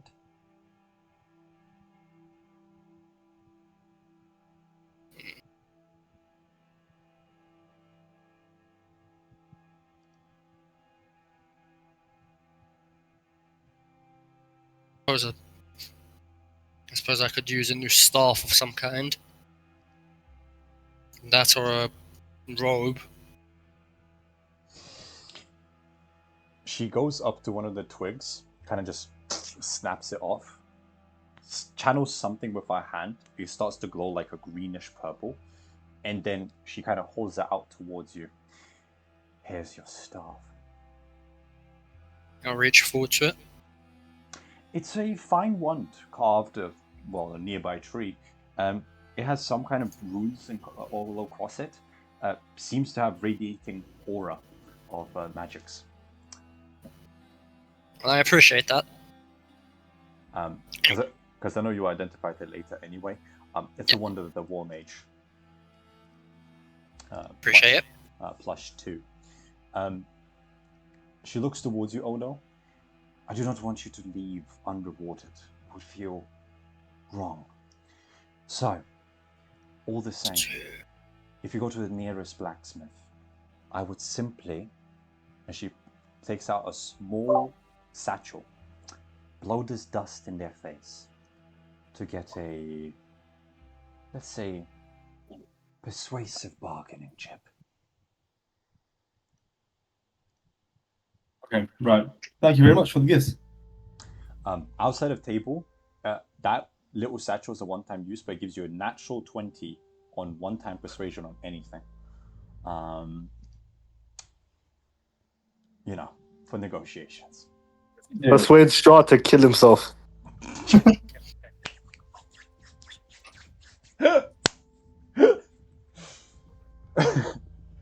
KYS. The DM, he didn't think this through. He physically cannot fail this. Well, Just tell him to kill himself. Legendary Yeah, you can. resistance. Oh, yes, legendary resistance.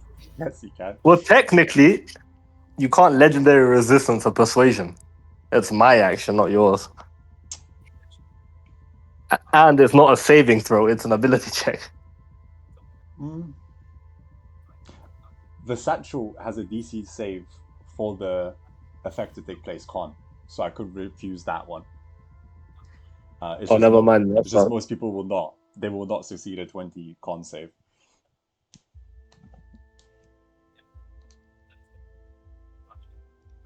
G4 and 8. You watch the Thane walk up to Murrow. Give me the jar, girl.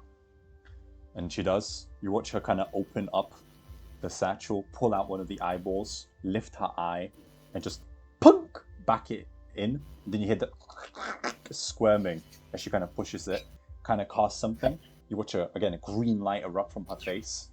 And Murrow's back. She has her eyes back and she looks around confused for a second. Oh, that's weird. Oh, that's really weird. What's going on? Oh, it's like I can see again. But like, I can see far. I give you the eyes of the eagle, girl. Calm down. Which is another type of boon. Since you're the weaver, I suppose this could be useful to you rather than to me, and I'll give her the wand of web. I have this inherent ability. Why would I waste it? So that you don't have to use your inherent power to use it. I appreciate the thought all the same. That's just kind of how I have a bunch of magic items from the carcass of the dead witch. I'll try to trade them for something. Yes, maybe. John. Actually, I'll hand this out to you later. Okay. I look at her and just go, right, back to business. As I said, I have agreed to help the Huntress search for the Seeker. In return, she will help me seek modern Canaan. It's kind of poetic in that way, I suppose. But in doing so, I need a boon from both of you, if you wish to join our agreement. It will help me locate the Seeker easier. She A necklace, a circlet, anything that she has given you. Or anything that you share with her. kind of pulls back her hair, pulls out a hairpin, and throws it towards you. Kind of gently descends towards the end.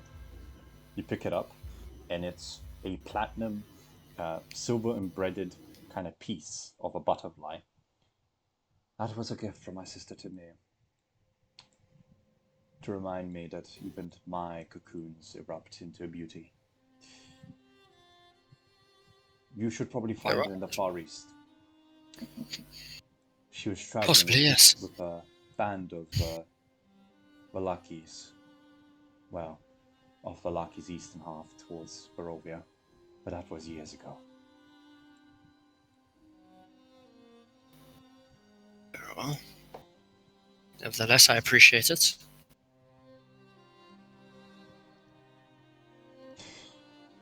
All of remove. When you find her, do tell her to visit. It's awfully boring. I had to share a hat with that hag for decades. Even my little spiders couldn't leave this cursed swamp. I'll do that, but in return I want to know where this Amber Temple is. Our map does not contain it, and everything I have read in this godforsaken realm so far has constantly mentioned this Amber Temple. It's in Mount Gatus. Good. It shall be Very well. past the Solanka Pass. Though I warn you, that place is cursed. Undead legionnaires used to walk there. And don't even get me started on wildlife.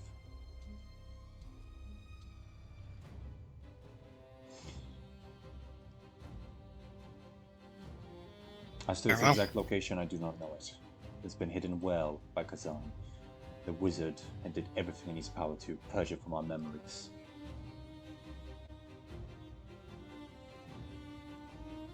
Dear. That is problematic. Nevertheless, I thank you for letting me know where it generally is. Travel safely. You're welcome back in my swamp when you need it, as a safe respite. Sure.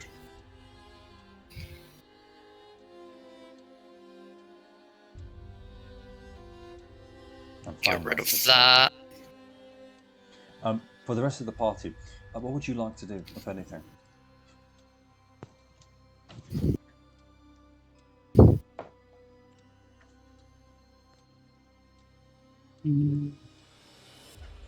I guess I you can guess either It was end of this time. After basically, pretty sure, other than basically being peckish and is going to eat one of my rations, I'd say that I'll do a comment saying that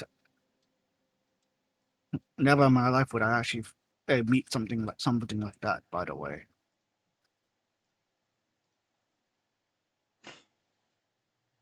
those are Fae, right?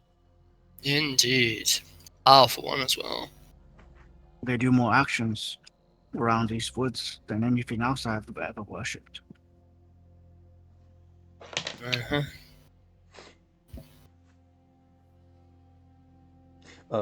Would you gentlemen like the map? Yes, please. Please. We can either explore Beres and go to those houses and buildings that we saw earlier that we never had the opportunity to, or we can make our way towards our next goal. We're Whether you not want too to much for time, are we? You have no rushes. You have all the time to now do whatever. that we're aware of? No. No. Alright, in that case, let's go see. I want to see those houses. Agreed. I forgot all the items I picked up off of the goddamn hag earlier. I sent it on Discord. You should be okay. Yep.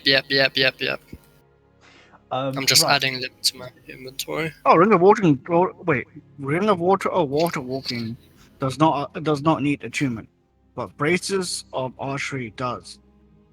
All right, then Yes. I have to be attuned to it later on. It's not attuned, basically. All right. Oh no. Oh no. I'm gonna custom rule that. You don't have to attune to these. They're kind of Oh. weaved into you. But that is true. Quite 'Cause literally. then You're not gonna take them off. I'm not able to take them off, right? Well, Am I not? already, I can just Am I- forsake the boon. Wait. DM, I'm not able to take them out at all. I didn't say that. I just said it might be difficult. You can just get Elmin out to dispel magic. Sleeping will be very uncomfortable nowadays. Just think of it like a wristwatch. You'll be okay. Okay. Me by the end of the campaign. That sadly didn't transition. Yeah, so hold on. By the way, curious. When we found Reinhardt's crater, Is that nice, John? Brother, I what the forgot all fuck? the magic Thanks, items that he had on him. Hold Okay, on. Kevin. Ben 10, baby. Did he have the Orb of Direction there, or was it not there? You know, it wasn't there. Cool. Alright, delete that from the magic item list.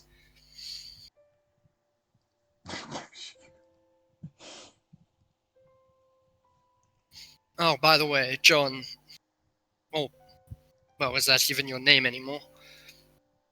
Well, it's the only name I've known. I suppose that's true, but it was given to you by someone else.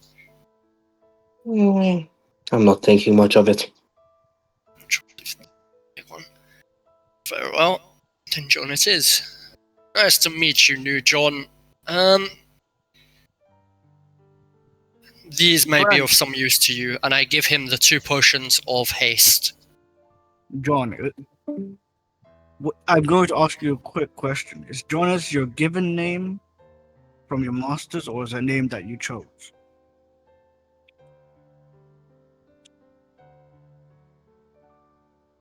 I don't remember. Oh, I give you 2 potions of speed, by the way, John. I know.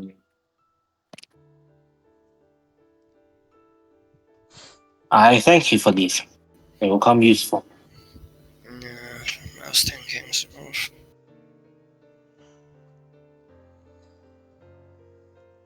I still have these stupid amulets and darkness relics. It's a godforsaken realm.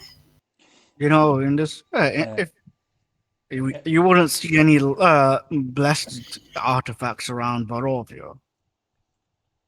None of you happen to be sorcerers, do you? Unfortunately, I'm only able to use magic that. No, I'm gonna say technically I am a sorcerer. I can read spells just like you. Me not knowing what a real sorcerer is. I meant someone that could naturally do magic. No. Isn't that us? Very well. Very oblivious. 25-year-old well, husband talking to a kid. Not keep these that for the sale, kid then. knows more about stuff than me. Yep. I was gonna say, as you're walking back to the village, because Esmeralda's now seen you do it twice, she simply kind of walks up to Yomina. El Chico, I must ask, can you not just mend my talisman? I could, but it would not return the magical aspect of it. What do we need to do to get my magical item back? I would first of all have to know what spell that it was used, which I would be able to do once I identify the remnants of it. And then I would have to cast that spell on it as I'm recrafting it and such. It had 5 spells. Unfortunately, I'm not exactly an expert in artifice, but... Five! Yes, it had 5 different boons on it. It was a gift from my father that you called a con artist. He is a con artist. In that scenario, then, we may need an actual artifice. Or you can just trust me to try and do it. If you remember what the spells were. I do, but I have a better idea. Why don't we have a cleric here, resurrect just temporarily Esmeralda to do, or sorry, Elizabeta to do the job.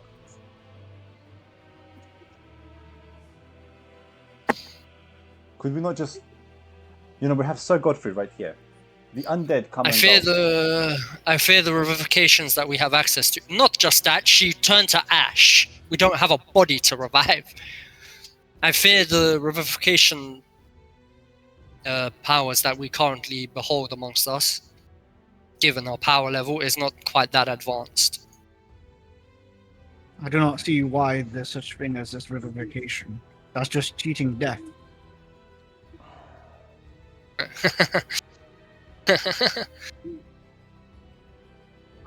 Cheating death happens to be a fun pastime, friend.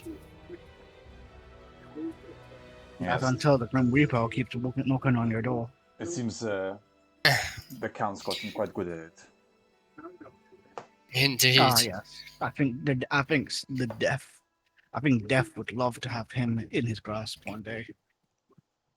Neither the Raven Queen nor Kellamvor really is interested in the... Kellamvor. Not super interested in the dead. God of Judgment. Yes, the God of the Dead. God of the Dead of Judgment. I love how he's basically done Kellamvor is the most bureaucratic God of Death.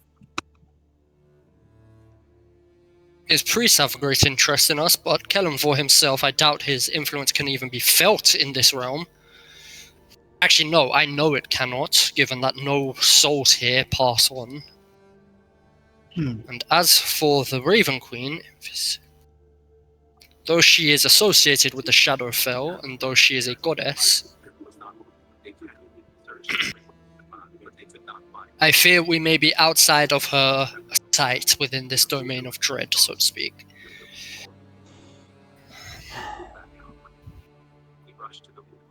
Alright! Oh.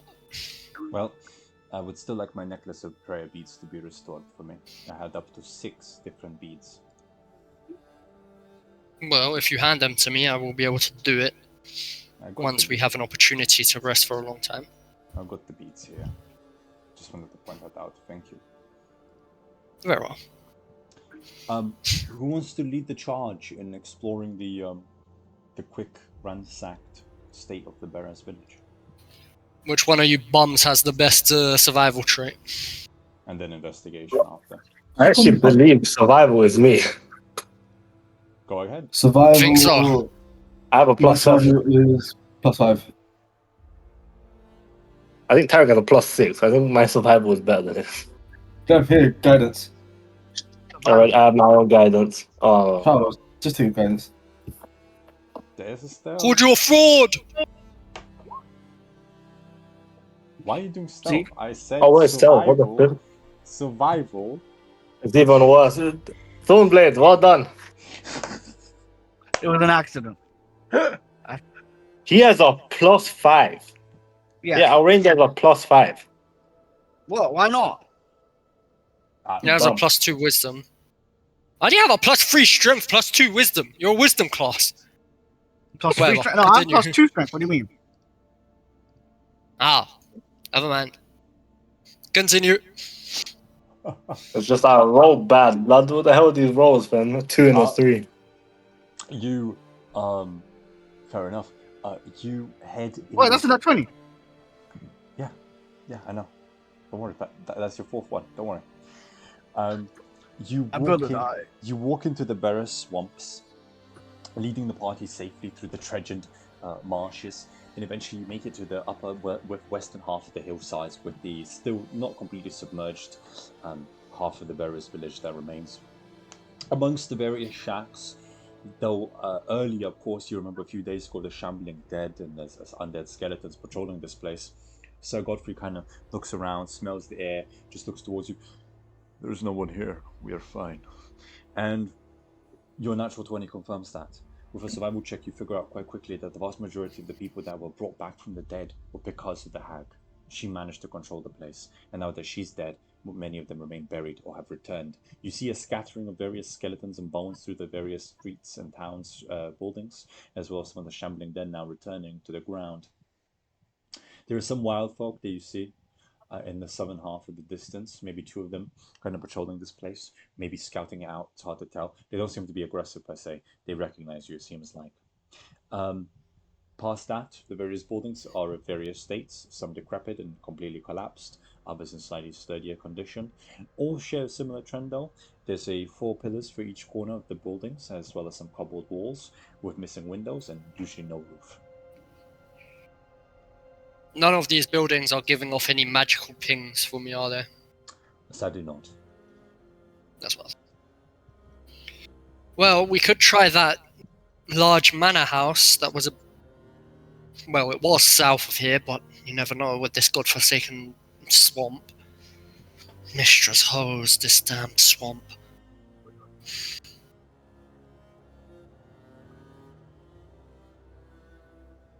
That is if everyone agrees. It's for the party. Gentlemen? Oh, they're both muted. Great. Welcome back, Philip. Well, As a party, what would you like to do, if anything? I'm fully healed, so I'm good on health. That's the good part. Let's just run another combat.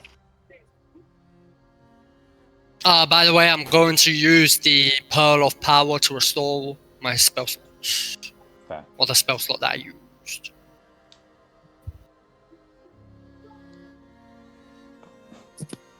I say it's a pretty good time to move on. We've completed this area.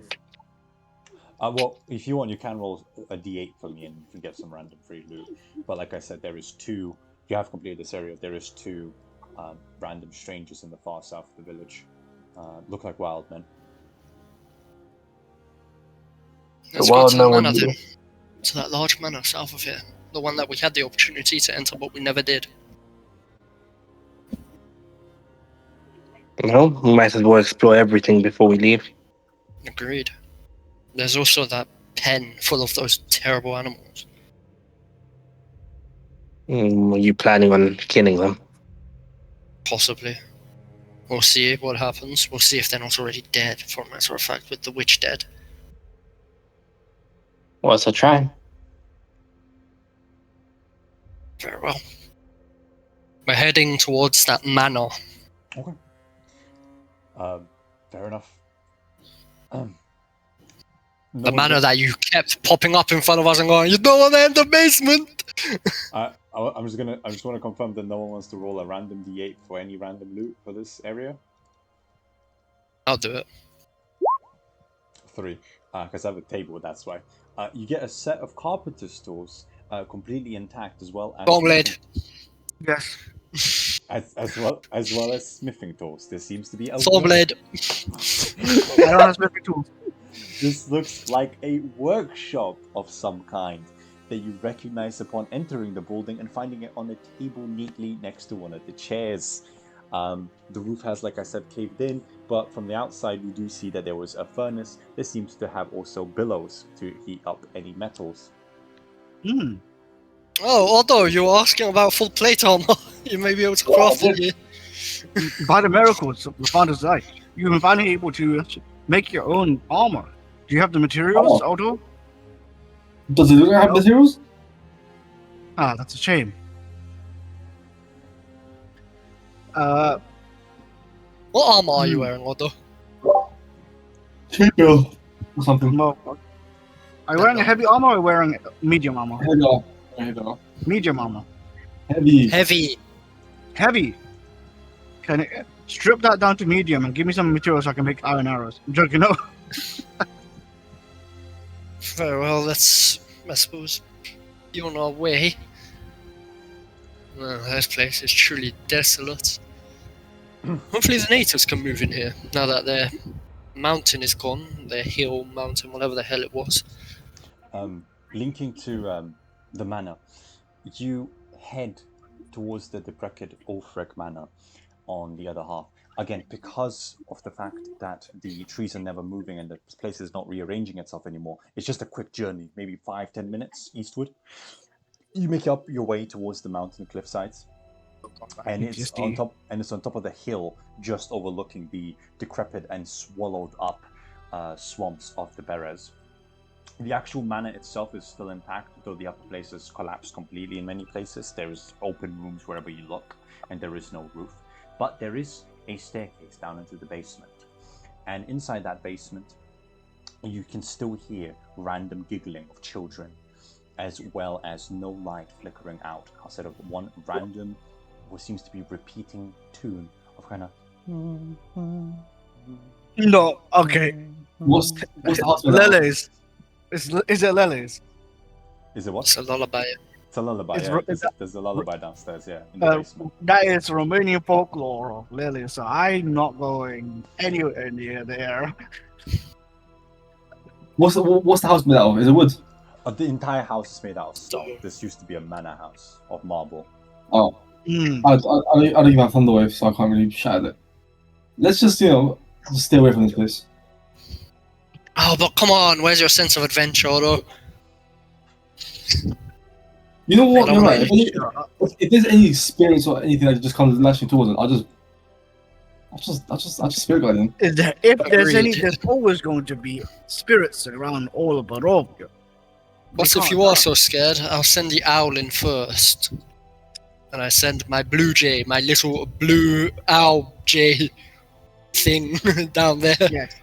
Yeah, your magpie flies down into the darkness, and you realize it is pitch black down here.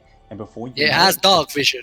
It does. You see an outline of what seems to be some walls and some bent over barrels, as well as bookshelves and other things that have collapsed. This place looks a bit abandoned in many ways. But before you can get any deeper, you suddenly lose your vision of your bird.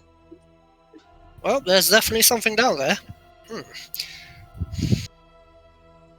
Slew the bird. Well, Dark as all hell. then shall we proceed? Why would we proceed when it just destroyed his bird?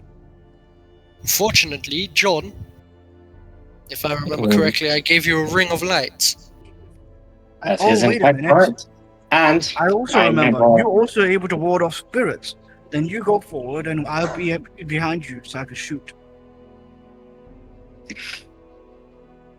I'm gonna cast dancing lights on Yeah.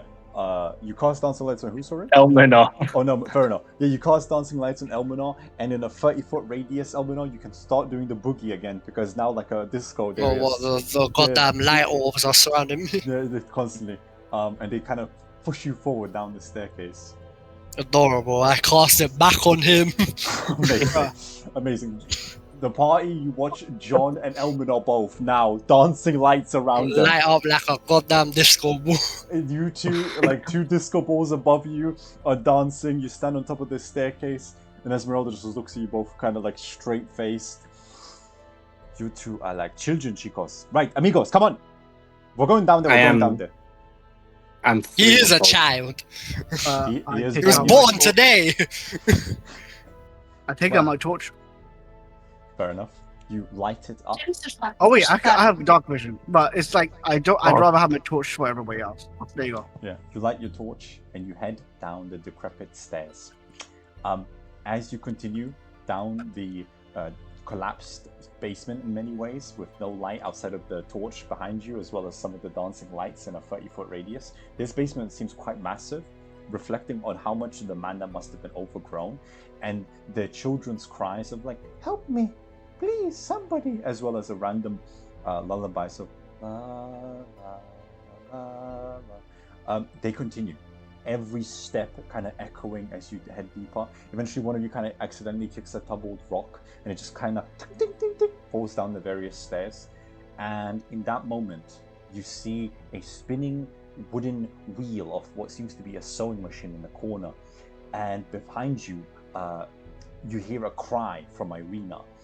And that, gentlemen, is where we're going to end it.